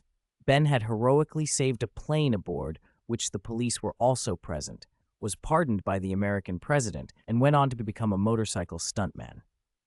William would remember that hug and be glad he hadn't made an enemy of Ben Gates. For now, William was pleased to have shaken Ben off. He straightened his clothes and hair, put on what he considered a winning smile, knocked on Abigail's door, and entered. He admired her for a moment and said with a grin, I finally sent Ben Gates away. The thought of almost being conned by that vague treasure idea makes me grateful. Thank you, Miss Abigail. And thank you, Miss Ben Gates. Abigail blushed at William's return. She understood why he had lingered and found his background and looks agreeable, so she didn't mind getting to know him. You're welcome, William. Everyone in archaeology knows the Gates family has been searching for treasure for over 200 years. They've conned more than one person into funding their hunts. Every 10 or 20 years, someone gets persuaded to spend years, sometimes decades, looking for it. Ben Gates' father, Mr. Patrick Gates, reportedly spent over 30 years looking and found nothing. William feigned surprise. Really? Abigail couldn't help smiling at his acting. He seemed genuinely crestfallen. William pretended indignation. Gates told me the treasure's secret is hidden in the Declaration of Independence. He says that if he can examine the Declaration, he'll find it. Aunt Jobella, standing nearby, put a sympathetic hand on his arm. I'm sorry, William. Maybe Mr. Gates was clever. He knows you'll never get the chance to examine the Declaration, so after he cons you out of your money, you'll be left holding the bill. Besides, our archives have been examining the Declaration for over 50 years. We inspect and repair it routinely and have never found anything special. You were deceived, Mr. Devlin. William looked to Abigail for confirmation. She lowered her head, covered her mouth, and nodded. He sighed with relief. Losing some money is one thing, but getting entangled for years and finding nothing would drive me crazy. Thank you, ladies. I insist on treating you to a grand meal to show my appreciation. Jabella smiled at Abigail. Sorry, William. I have to go home and make dinner for the kids. You two can have that grand meal. Abigail doesn't have a boyfriend yet. Get to know each other. It's almost noon, so I should be getting back. William stood and shook Jabella's hand. Thank you, Miss Jabella. You're very kind. Maybe one day I'll visit your home to thank you in person. Really? Tracy would love that. You're welcome anytime, William. Jabella answered, surprised and pleased. William grinned. Maybe I can come by with Miss Abigail. Abigail gave no sign of objection, which delighted William. Jabella exchanged an encouraging look with him. That would be best. If you and Abigail get together, you must come to our house as a couple. We'll definitely go, William promised. As Jabella headed out, she pulled William aside and whispered, Be careful of people who use wild stories to con wealthy men. I'll be careful. Thank you, William replied. Bye, William and Abigail. Have a pleasant date, Jabella called with a wink and a wave. After she left, William sat down opposite Abigail and watched her closely, her expressions, her small gestures. As long as she didn't show dislike, he launched into full charm mode. Abigail laughed, covering her mouth, and by the end of their half-hour chat, they were on their way to the Michelin 3-star restaurant William had mentioned. While they were ordering, William's phone rang. An assassin from the Continental Hotel. He excused himself, stepped outside to take the call, and listened. The assassin soon transferred the line to Shaw. The two men were apparently coordinating. Shaw planned to add something to their lunch. If his plan worked, the Continental assassin wouldn't need to act. William, as long as Ian and his group were dealt with, didn't mind who pulled the trigger. After a brief exchange, William said, "Okay," and hung up. Back at the table in a better mood, he ordered a bottle of liqueur. Abigail sipped the fine wine, and by the third bottle, each costing $20,000, their fingers were already intertwined on the table. By 3 in the afternoon, they left the restaurant, hands clasped, wearing masks. Because Abigail had mentioned an interest in Chinese art during their conversation, William took her to the Freer Gallery of Art. Chapter 14. The Freer Gallery of Art is world-renowned for its precious and rare East Asian artifacts. Its founder, Charles Freer, was enamored with ancient Chinese culture and acquired many treasures through every available channel. The gallery houses nearly 30,000 objects, including more than 1,200 ancient Chinese paintings, by far the largest collection in America. William and Abigail walked hand in hand through the galleries, lingering over each piece. To William's surprise, Abigail displayed an impressively deep knowledge of Chinese antiques. She could point out details and provenance at a glance and spoke with particular authority about exceptional pieces. An idea formed in William's mind: she would be perfect to help him acquire antiques in Europe. He found himself paying extra attention to her, though he didn't know what she was thinking. He resolved to act first and see what followed once they worked together. After more than 2 hours of browsing, they were reluctant to leave, but the museum was closing. William held Abigail's hand, and they stepped out into the cooling evening. He glanced at his phone and frowned that Shaw hadn't called back. The lack of a callback nagged at him. He couldn't shake the worry as they went to dinner. Fortunately, his fears weren't realized immediately. Around 8 o'clock, while they were watching a movie, William got a call. Ian and his associates had been dealt with, but Shaw had been fatally wounded. The assassin from the Continental Hotel had raced Shaw to a specialist, but there was nothing more to be done. In his final hours, Shaw had asked the assassin to record a video for his family and to write a letter for William. William instructed the assassin to leave both at a cafe near his hotel in Washington, D.C., and told him someone would collect them at midnight. William wasn't sorrowful so much as unsettled. Fate had intervened in a way he accepted. After the movie, they returned to the hotel, dropped off their things, and headed to the gym. They spent nearly 2 hours laughing and working out. Abigail didn't know much about the equipment at first, which delighted William as he taught her how to use it. They were both satisfied with the session. While rehydrating afterward, Abigail confided her deepest wish: to build a grand museum with her own hands. In America, she said, no one would entrust hundreds of millions of dollars to a 22-year-old woman. Besides, she admitted with a guilty smile, she had a moderate shopping addiction. The director of the National Archives had a stellar reputation, but his salary was far too small in her view. Earning less than $10,000 a month didn't satisfy her. Faced with a handsome, wealthy man like William, Abigail immediately aligned herself with him. If he could help her realize the museum, she promised, she wouldn't mind working out with him regularly. She joked that having William at her side wouldn't hurt her looks in any society catalog. William inwardly chuckled. Her timing was perfect. He had already been thinking of acquiring ancient Chinese artifacts in Europe, and Abigail as an insider would be invaluable. He offered her a 1% commission on each genuine piece she helped obtain, plus an initial monthly salary of $50,000. At the mention of 1%, Abigail rolled her eyes. 1%? Really? Even if you spent $100 million a year, my cut would only be $1 million. Do you still consider me your person, William?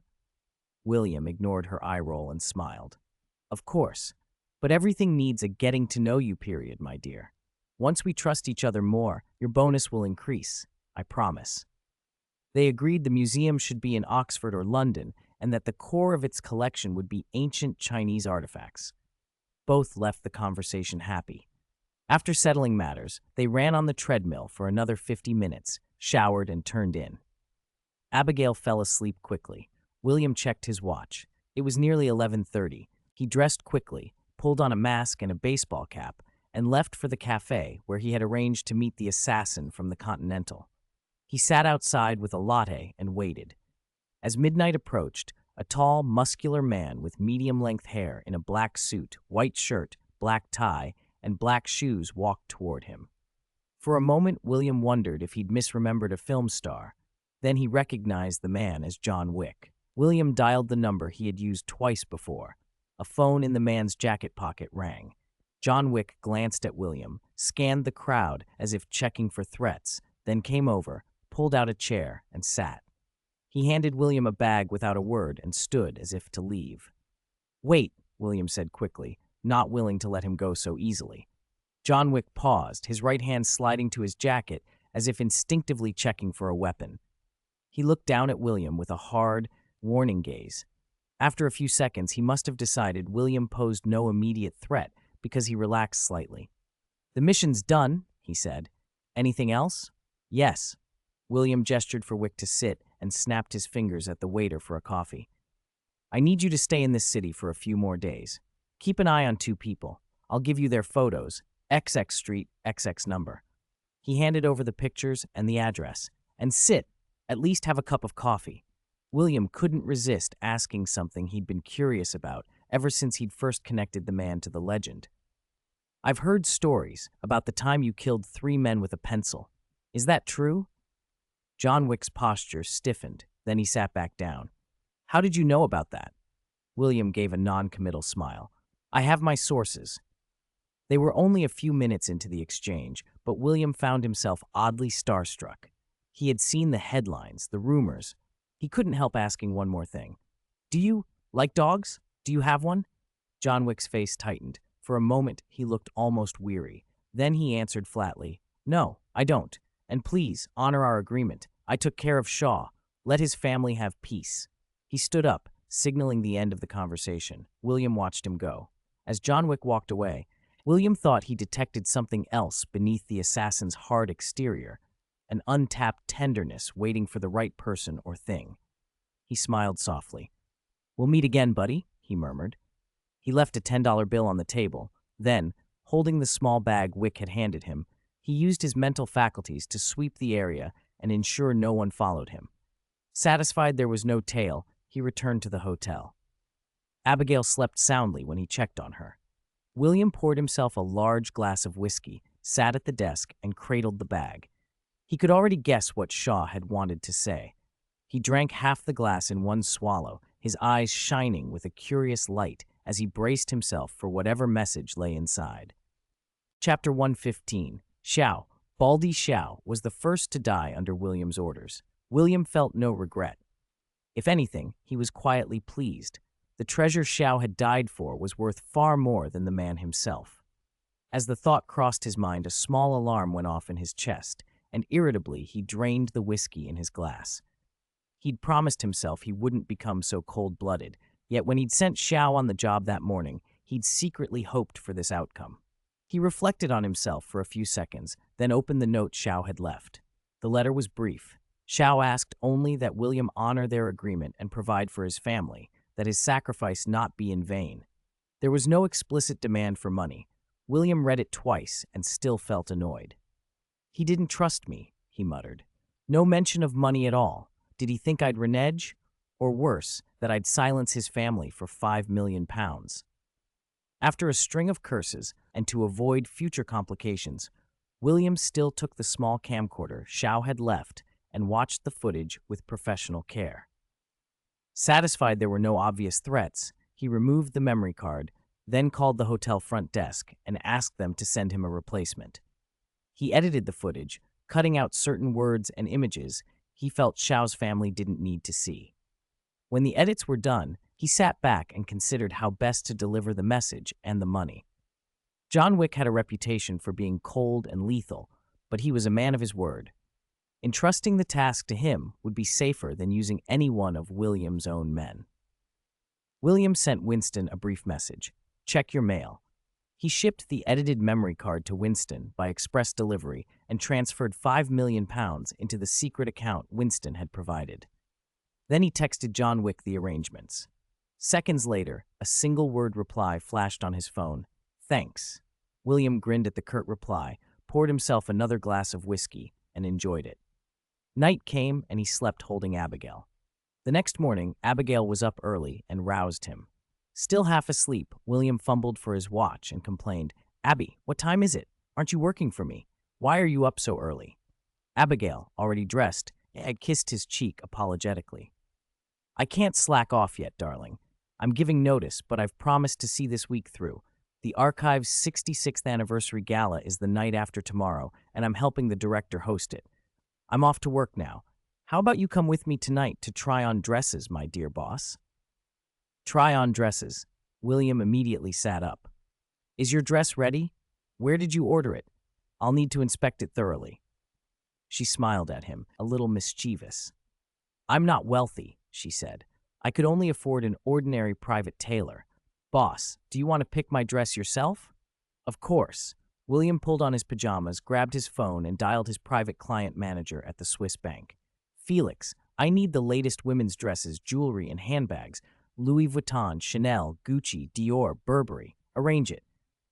There was no hesitation on the other end. Good morning, Mr. Devonshire. You shouldn't ask if I can arrange it. Tell me where you are, and they'll be at your door. Give me 30 minutes. William smiled at the thought of being treated like one of the world's richest. Have them come to the presidential suite at the Four Seasons in Washington, D.C. Half an hour later, there was a knock. The suite's butler announced that the brand representatives had arrived. Abigail, who could barely eat breakfast for excitement, practically danced to the living room to meet them. William watched her go, amused and slightly bemused by how luxury inflamed her every small desire. He told her to call her assistant, Miss Chopra, so no one at the archives would worry, and left her to it. They spent the better part of the morning trying on dresses and jewelry. Abigail finally chose a Burberry gown with matching necklace and earrings. Afterwards, they went to her office. Miss Chopra greeted William cheerfully and handed Abigail a small gift box. This arrived this morning, she said. The note says it's from Mr. Ben Gates. Abigail looked nervous when William showed no sign of anger. She handed the box back to Chopra. Please return it for me, she said. Chopra's eyebrows rose, surprised by Abigail's sudden caution. William, though, shook his head. Open it, he said. I'm not that petty. Relieved, Abigail unwrapped the box and found, to her delight, the Declaration of Independence commemorative coin she'd been hunting. She held it like a treasure, turning it over and over. William exhaled. He knew exactly why Ben Gates had sent that coin. Ben had treated the coin with a special chemical, a fingerprint-enhancing solution. Any fingerprints transferred onto a smooth surface would be far easier to lift later with iodine fuming. Ben was covering his tracks for a delicate theft. After a light chat with Abigail, William checked his watch. It was nearly 2. Not wanting to disturb her work further, he excused himself and left the archives. Once he was out of the building, he called John Wick. John, what are Ben Gates and Riley doing now? One's at home mixing the compound, John said, lounging in the cab of a small truck. The other's installing surveillance and code-breaking gear in the subway near the archives. He's got the internal surveillance at the archives under his control. That fit the plan. John had obtained the necessary equipment and made the job look easy. "Did you get footage? How are you following them?" John chuckled. "I planted trackers and wiretaps, shoes, watches, phones. I have video from Ben's house and audio from the rest." "How are you monitoring both at once? Did you get someone to help?" "Don't underestimate modern monitoring," John replied. "I've got remote feeds." William wanted to listen in himself. "Get me a set of that equipment. I want to hear what they say." John was reluctant. He was a professional, not a courier for shopping lists. "I can't leave right now," he said. "But I'll give you a number. Pay the man and he'll deliver, at a price." William reminded him flatly, "I'm your boss now. Double the price. Send it to XX Street. I'll be waiting." There was a pause. Then John sighed. "Fine. Consider it handled. No need for double. Someone will deliver the kit to XX Street." An hour later, William sat in a coffee shop on XX Street, on the number John had provided, bargaining with a black market dealer. $200,000 bought him a small truck and a complete set of computer receivers and monitoring equipment. With that, he would be able to intercept whatever Ben and Riley were planning and keep the operation under closer control. Chapter 116. The price was $200,000 because a pair of the world's newest research-grade invisible earphones and a receiver alone cost $120,000. These earphones fit directly into the ear canal without affecting hearing and can emit a faint tapping sound when needed. Worn in the canal, no one nearby would notice them, although the receiver's range was limited to 5 kilometers. With John Wick as an ally, William wasn't worried. Connecting 2 receivers let them pick up sounds from over 10 kilometers away. After agreeing on the price, William transferred the money on the dark web from a secret account. Once the seller confirmed receipt, they parked the car in a narrow alley and left. William drove to a parking lot outside the National Archives. He tuned into the channel John Wick had mentioned and put the earphones in. Through one earpiece, he could hear Ben Gates and Riley. Through the other, John Wick. He smiled. Now he only had to wait for Ben Gates to make his move. If Ben Gates really managed to steal the Declaration of Independence, William would have plenty of opportunities to take it from him. He spent the afternoon with Abigail, dinner and a workout, and the day passed. It was the 66th anniversary of the National Archives. Abigail left for the archives early, while William, ears full of hidden audio, sat in a cafe nearby, sipping coffee, reading newspapers, and listening to Ben and Riley fumble through their preparations. The 2 rookies didn't notice John Wick trailing them. Every move was being monitored. John Wick reported periodically into William's earpiece. By combining their conversations, William could easily understand what they were doing and what they intended. With a professional like John Wick handling surprises, William only needed to wait. The previous day, John Wick had shadowed Riley all day. Seeing him sometimes park recklessly, John Wick, worried the police might ruin his employer's plans, had gone to the black market at night and bought a full police uniform and gear. Disguised with a helmet, sunglasses, and a big fake beard, he issued Riley a parking ticket, scribbling with his left hand, and while checking Riley's trunk, he planted a tracker. Riley, unnerved by the sight of a police officer, didn't look closely at the messy handwriting. After John Wick left, Riley, still nervous, tossed the ticket and drove off. On the afternoon of the operation, Riley entered the archives around 5:30 p.m., just before closing, disguised as a tourist with a handheld camcorder. He had mounted a laser pointer to it. The laser could heat the thermal sensor on the Declaration's safe. If the sensor tripped, the archive's emergency protocol would automatically place the Declaration into a large underground fireproof vault. To be cautious, staff would then remove it from the vault and bring it to the underground restoration workshop to examine and preserve it. Even if it turned out to be a false alarm, that delay would be long enough for a thief to act during the bustle. "Success, Ben. The sensor's activated, and the Declaration's been moved to the vault. The rest is up to you," Riley reported over the earpiece, excitement in his voice. "Good work, Riley. Don't worry, I'll handle the rest." Because the thermal sensor had been tripped, Abigail was urgently called to the vault, and William had to attend the archive's cocktail party at 7 using the invitation Abigail had given him. Sitting in his surveillance car, William checked his earphones one last time. One earpiece carried Ben and Riley's voices. The other carried John Wick's reports. Satisfied, he straightened his jacket and walked into the archives, passed security with Abigail's invitation, and benefited from the earphone's undetectability. At the main entrance, he embraced Abigail briefly, exchanged a few concerned words, then watched her slip away to help. As William stepped into the main hall, John Wick's voice whispered in his ear, "Boss, Ben Gates just entered the side door in a maintenance worker's uniform." William took a glass of wine and melted into a corner to observe. He didn't want to confront Ben Gates and risk tipping him off. A few minutes later, Ben Gates approached Abigail with 2 glasses of wine, smiling as he handed one to her. After chatting for a moment, Ben politely offered to hold her glass while she greeted other guests. With a graceful apology, he took Abigail's used glass into the restroom. "You must succeed, Ben," Riley urged over the earpiece. "No problem, Riley. I've practiced this at home," Ben answered. After a tense minute, his voice crackled. "Success! I got Abigail's fingerprints. Riley, is the camera situation handled? Give me 10 seconds. Hurry, Riley, we don't have much time. Don't rush me. I'm almost done. You go into the elevator first." "Okay." William watched Ben leave the restroom. He noticed a latex finger cut on Ben's right thumb. Ben pressed his thumb to the elevator's fingerprint scanner. The elevator opened. William realized Ben had lifted Abigail's prints from the glass and transferred them to the finger cut. Seconds after Ben entered the elevator, Riley reported, "Okay, it's done, Ben. You're invisible now." William felt a thrill. He hadn't expected the 2 rookies to reach the basement. Holding his wine, he wandered the archives while his mental awareness scanned the positions of nearby cameras. He wandered into the gift shop and, on a whim, noticed replicas of the Declaration for sale. An idea formed. Using his body to block a camera's view, sensing its direction with that same mental attunement, he slipped 2 replicas into his storage compartment without anyone noticing. He then pretended to buy a silver commemorative coin, paid, took the receipt, and ducked into the restroom. In the stall, he examined the replicas.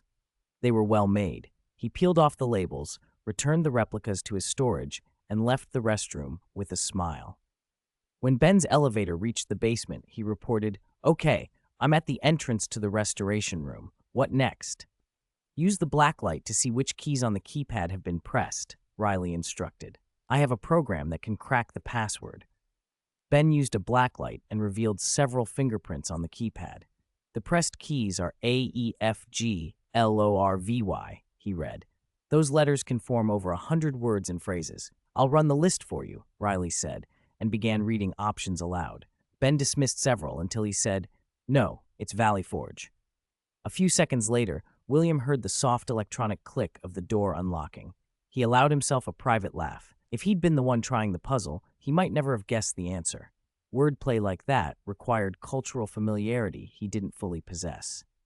"Haha! Ben, I see you on camera. Not bad in a tux. Still not as handsome as that pretty boy William, though. You have 5 minutes. Hurry," Riley teased. "Can you stop mentioning William? I'm worried he's somewhere waiting for us. Even if he says he's not interested, something feels off." "Riley, are you sure you haven't been followed?" Riley whistled. "Relax. I put surveillance on the car. Nothing gets past my system, except yesterday when some cop gave me a ticket." A minute later, Ben sounded excited. "Okay, the safe's open, Riley. 30 seconds. I'm going up." "Don't worry. I can see the surveillance room. The guards are chatting. You're clear." William positioned himself not far from the elevator as Ben came back up. Instead of slipping away, Ben turned and walked into the gift shop. William blinked, then saw Abigail approaching. Ben Gates rushed into the souvenir shop, heart racing. The patrolling guards would discover the disturbance in the basement soon enough. He needed to get out of the archives immediately. He watched Abigail for a moment, and when she walked away, he made his move. He'd only taken a few steps when a saleswoman who had been watching him stepped in front of him. "Hey, sir, are you trying to leave without paying? Or steal a replica of the Declaration of Independence that's only $35? "What?" Ben stared at her, baffled. Under her scornful look, he glanced at the rack of replica declarations and then at the real document tucked inside his jacket. He didn't want to cause a scene. He put on a distracted look, went to the counter, and fumbled for his money. "Sorry, how much is it?" $35. Ben blinked. $35 for a piece of paper? The saleswoman shrugged. "I don't set the price. If you're not buying it, put it back." Ben had little choice. After digging through pockets, he had only $33.67. The saleswoman sneered. "We accept cards." 2 minutes had already gone by, and he couldn't risk more delay. He paid by card, but he also bought an extra replica on purpose. Then he headed for the stairs, the genuine declaration folded in his jacket and the 2 replicas hidden under his coat. William followed him. Abigail, suspicious of Ben already, noticed him from across the aisle. Curious, she fell in with William. On the stairs, William used his telekinetic mage hand to jerk Ben's ankle.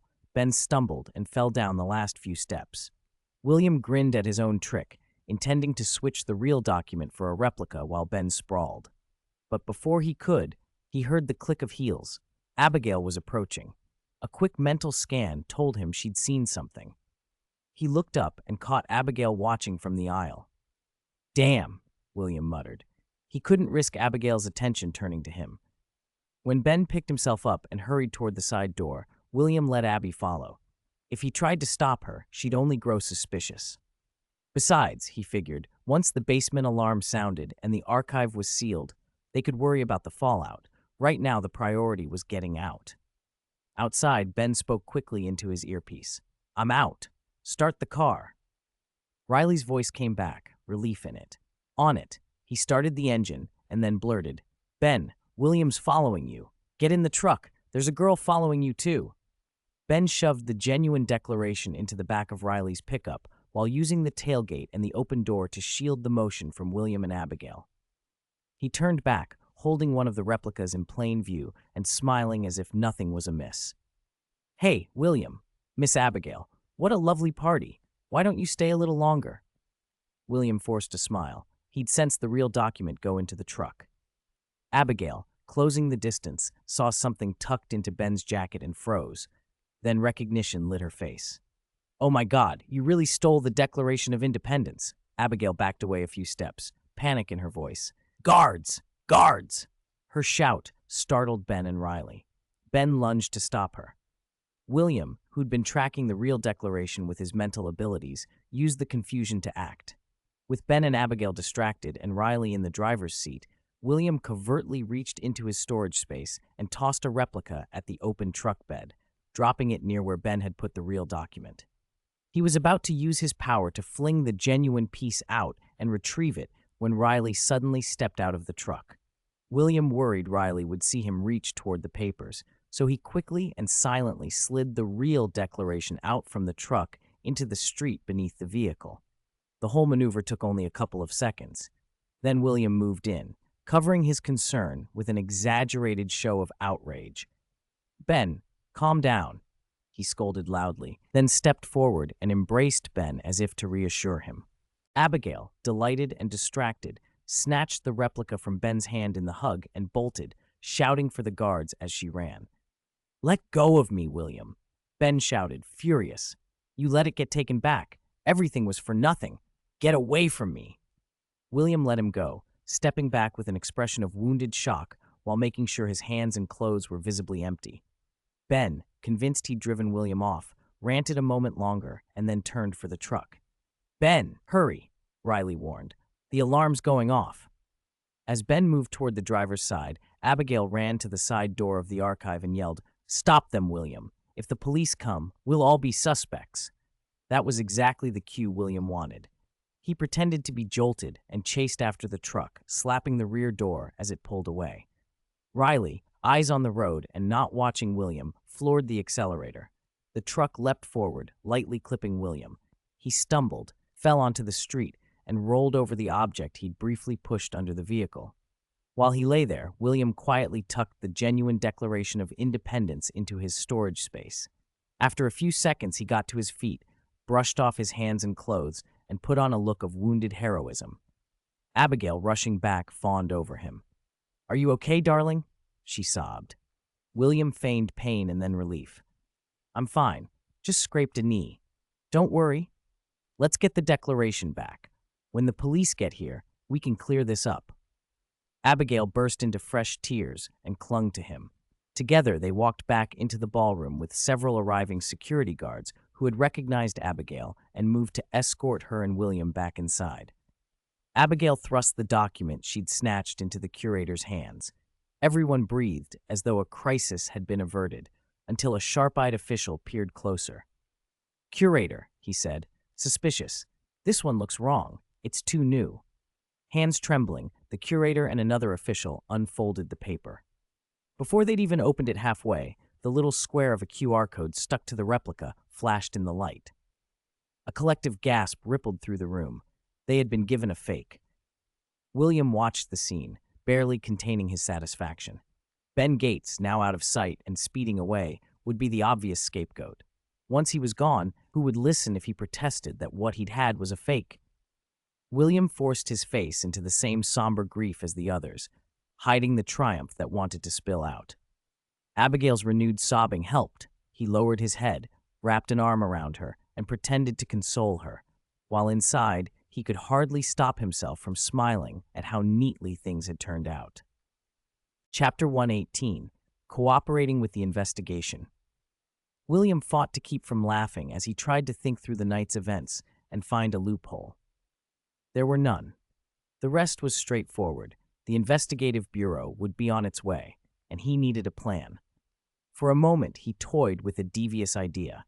Have someone steal the fake declaration from Ben Gates, then arrange for John Wick to eliminate that thief, making the whole thing look like a tangled robbery and shifting suspicion away from him. The thought grew more attractive the more he considered it. But the plan had complications. If the thief were killed, would John Wick have to be silenced too? No, he didn't have the time or freedom to deal with Wick now. Better to wait for the investigators and clear his name first. Through his earpiece, he kept hearing Ben Gates and Riley. Riley wanted to go back to Ben's house to test whether the declaration hid a secret. Ben refused, knowing his identity had been blown and that going home would be walking into a trap. In the end, they decided to head to Pittsburgh to find Ben's father and some of Benjamin Gates's letters. William guessed John Wick was tailing them. He wanted to call Wick to confirm, but couldn't.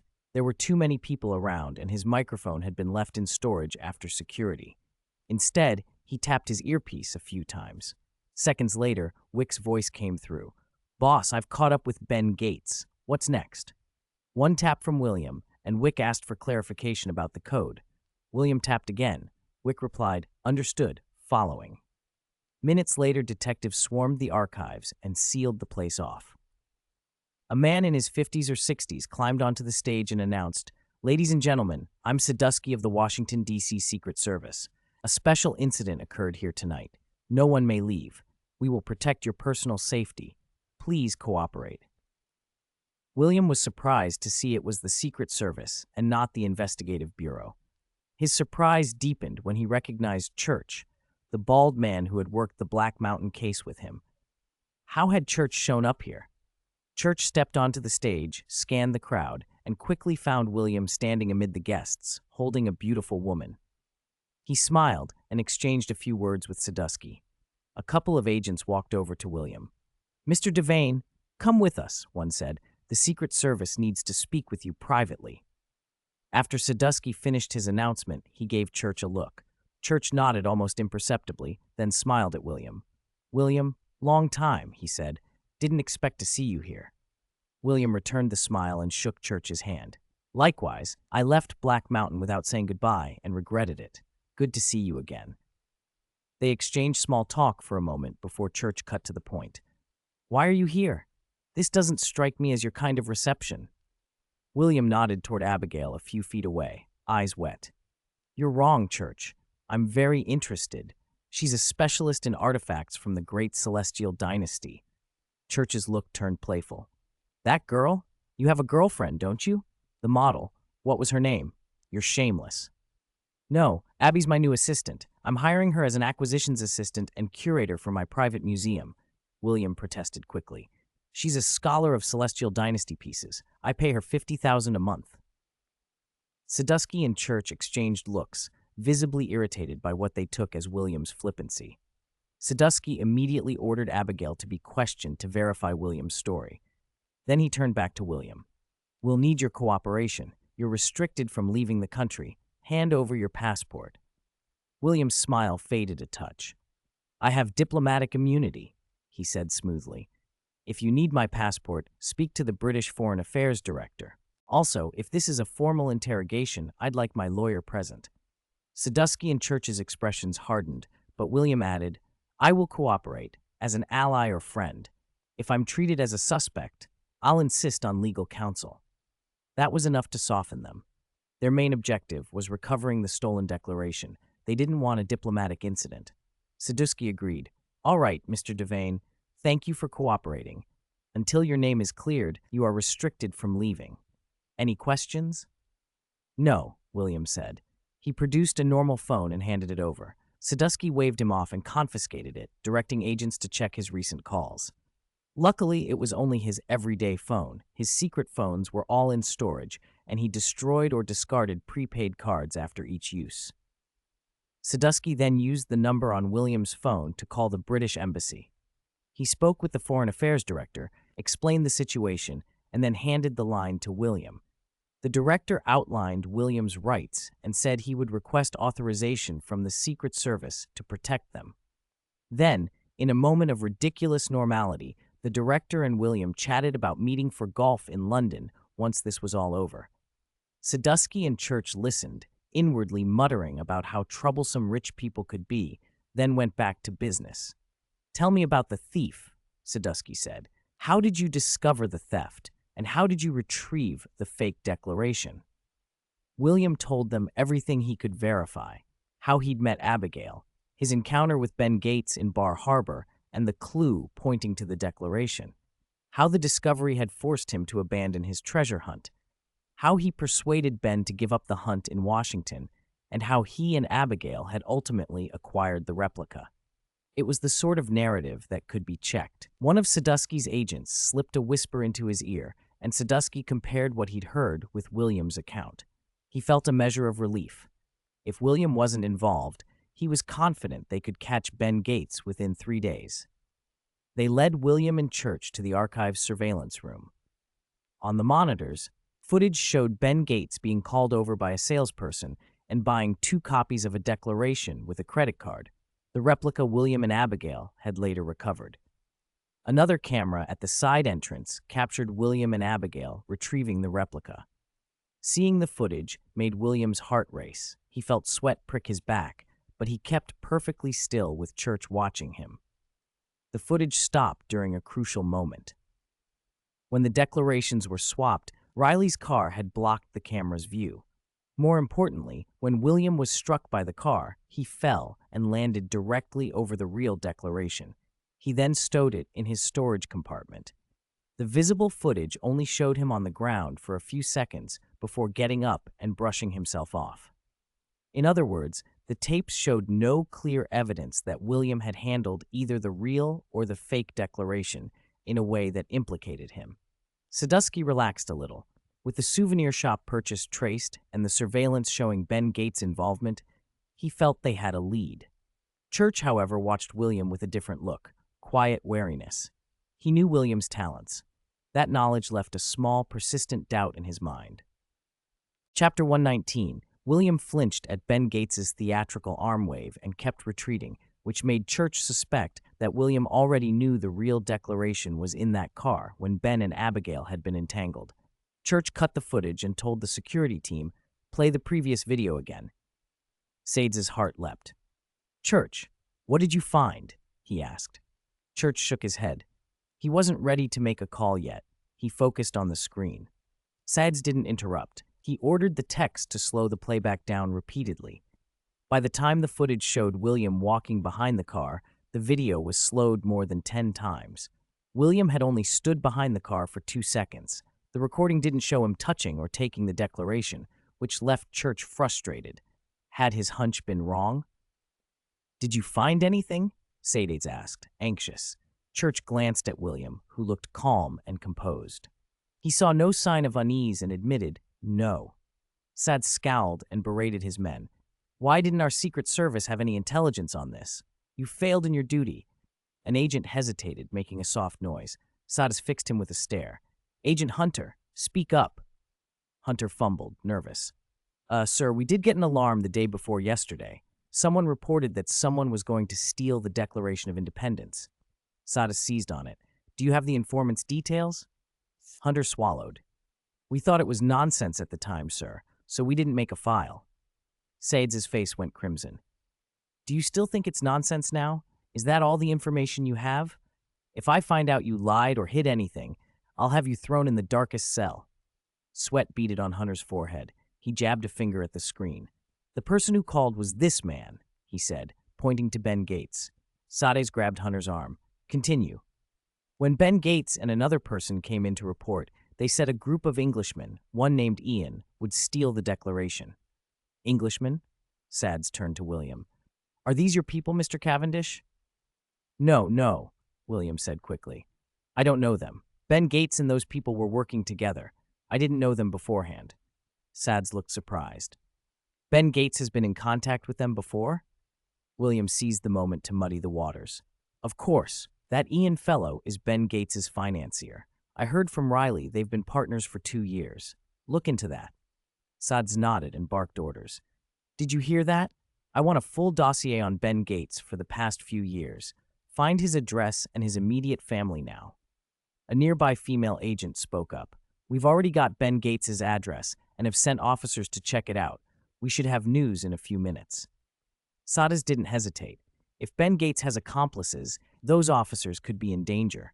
Call in the Special Operations Team. We're going with them. They all agreed.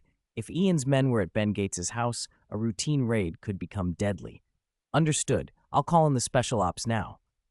As everyone prepared to move out, William asked, could I use the restroom? It was a cocktail party tonight, and I drank a lot of champagne. Robert, Caesar, escort Mr. Cavendish to the restroom and stay with him every step of the way. Also bring equipment to scan him for anything hidden, Sadas ordered. You have 2 minutes, William. We'll wait in the hall. Agent Caesar ran a detector over William, then nodded to Sadas. The 2 agents shadowed him into the restroom, even checking the stall before he went in, standing at the door to keep watch. You're not going to watch me relieve myself, are you? William protested with a laugh once the stall door closed. You already scanned it? Sides gave me 2 minutes. I don't have time for this. If I'm late, explain it to him. Once alone, William pulled a spare phone from his storage space and texted John Wick, the man tailing Ben Gates, who had been instructed to be ready. Since seeing Church, William had been thinking fast. With time running out, he could only rely on John Wick to snatch the replica from Ben Gates and stir the waters, buying him time. He sent the message, silenced the phone, and slid it back into storage. After washing his hands, he hurried out to join the team. More than 10 minutes later, they reached Ben Gates's house in Washington, D.C. A fully armed Special Operations unit waited at the foot of the building.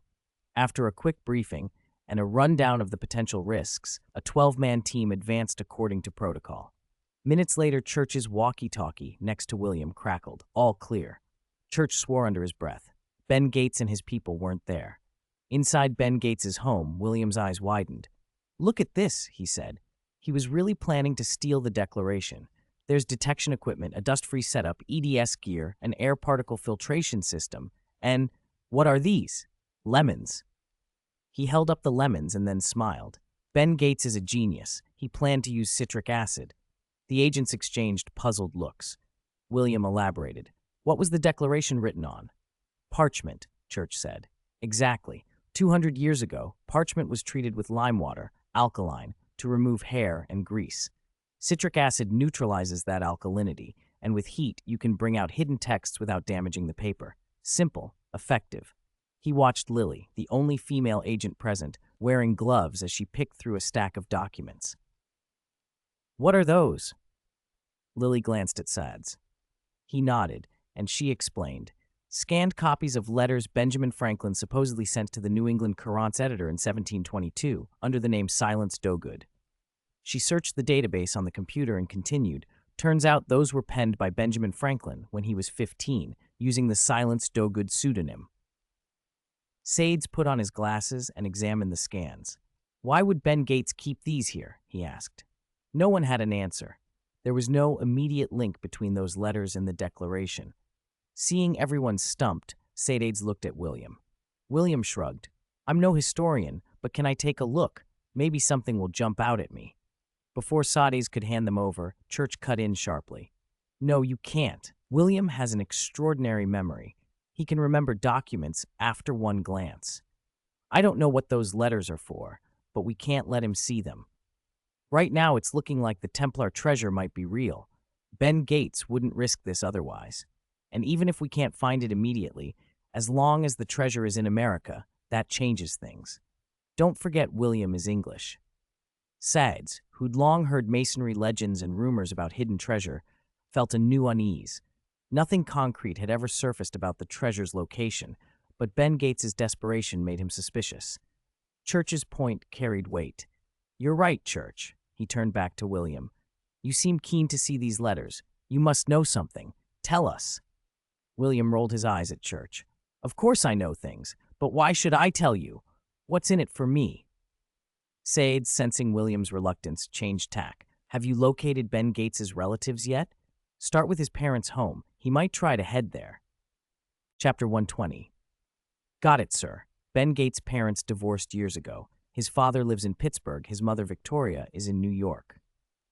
Good work, Sadusky said, pleased. We're heading to Pittsburgh. Church, call the Secret Service agents in New York and have them locate Ben Gates' mother.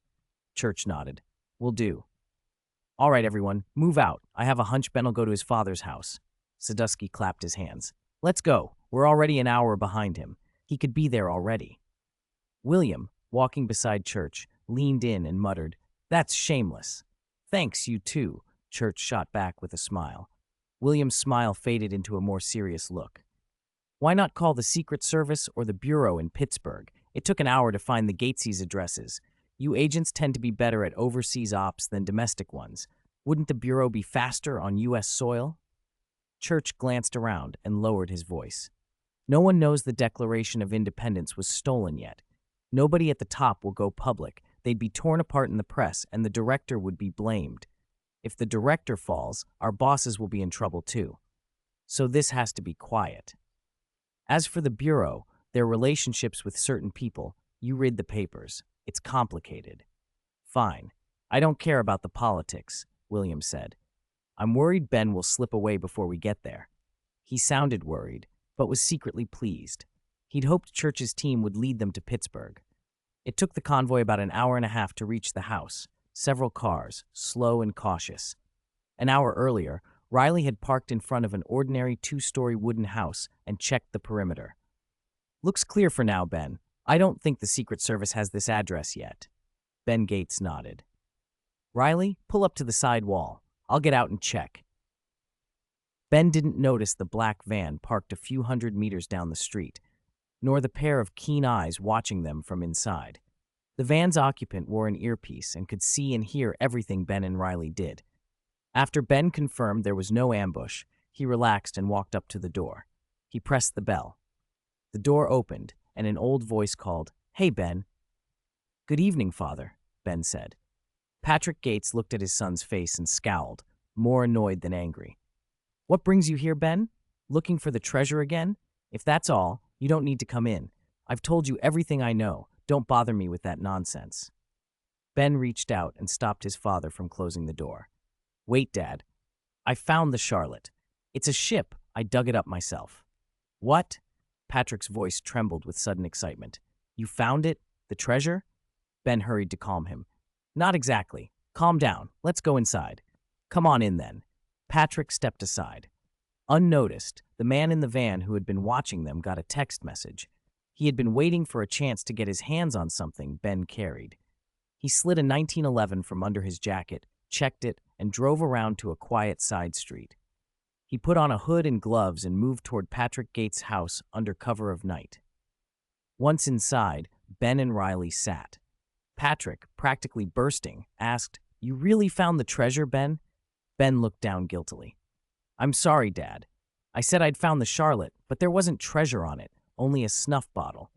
I followed the clues on the bottle and got a new lead. He stepped to his father's side, excitement making him lean closer. I need those Benjamin letters. We're one step away. Patrick clutched his heart and slid down onto the sofa, which shocked Ben and Riley. They rushed to help him up, but he pushed them back with a pathetic smile. I knew you weren't here for me. I'm sorry, boy. Even if you get Benjamin's letters, you'll just chase another clue. I spent 30 years poring over those letters. That treasure is a myth, a ploy from the Revolution to waste British money and men. Your grandfather spent his life on it and found nothing. I lost my reputation, my honor. I lost your mother. What do I have now? This house. 20 years alone, no one for Christmas. Ben felt the weight of his father's words and shame pricked him. Since adulthood, he'd lived for this hunt, and it had wrecked his relationship with Patrick. All right, Dad, give me the letters. If I can't find anything this time, I'll stop.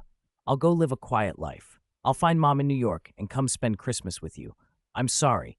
This is the last time. Patrick brightened and patted his son's shoulder, relieved. Then, suddenly uneasy, he blurted, "They were found by your grandfather in an old desk at the New England Journal printing plant." Ben already knew that, but the way his father hesitated set off alarm bells. "Dad, I donated them to the Franklin Institute in Philadelphia," Patrick admitted at last. Ben slapped his forehead. "God, I should have taken them back then. Riley, we have to go. Now, Philadelphia." Riley, still finishing a slice of pizza, stood up. "Ben, maybe we should tie your father up. Couldn't hurt." "What?" Patrick stared, baffled. He couldn't understand why they would restrain him, and he watched in disbelief as Ben nodded. "Riley, get the tape from the drawer." Ben forced a smile at his father. "Sorry, Dad, I have to tie you up." "Why?" Patrick's anger flared. "Will I tell someone? Ben, I thought you were better than this. Don't you trust me? Are you even my son?" Ben, afraid a confrontation would do his father harm, decided to tell the truth. "Dad, we stole the Declaration of Independence." He reached over and took the art tube from under his coat, holding it where Patrick could see. "The code's on the back of the Declaration. I'm sure." Patrick stared at the tube as if seeing a ghost. "My God, what have you done? Do you know what will happen if they catch you? You'll be locked up for life." "I know," Ben said. "That's exactly why I have to find the treasure now. If I find it and hand it over to the authorities, they'll pardon us and restore the gate's name. There's no other way out. When the Secret Service comes, you can pretend you're a victim. They won't go after you." "Then God help you find the treasure," Patrick said. Since it was done, he might as well cooperate. They bound Patrick and Ben hugged him briefly, picked up the art tube, and headed for the front door. Ben opened it and froze, hands instinctively raising. Riley, right behind him, heard Ben go still. "Ben, hurry, we don't have much time. The Secret Service could be here any minute." A voice from just outside cut through the night. "Hand it over, Mr. Gates. Don't make me repeat myself. If I have to, I'll kill you." Riley craned his neck and saw a man in a suit with his hood up standing about a meter from the door, a silenced pistol trained on Ben's head. Riley screamed as a bullet tore a neat hole through the wall beside him. "Shut up," the man warned. "Say that again, and I'll put a bullet in your head." "I'll ask once more. Give me the art tube," the man said, cocking his pistol. The cold pressure at Ben's temple felt very real. He handed the tube over. "Thank you for your cooperation," the man said as he took it.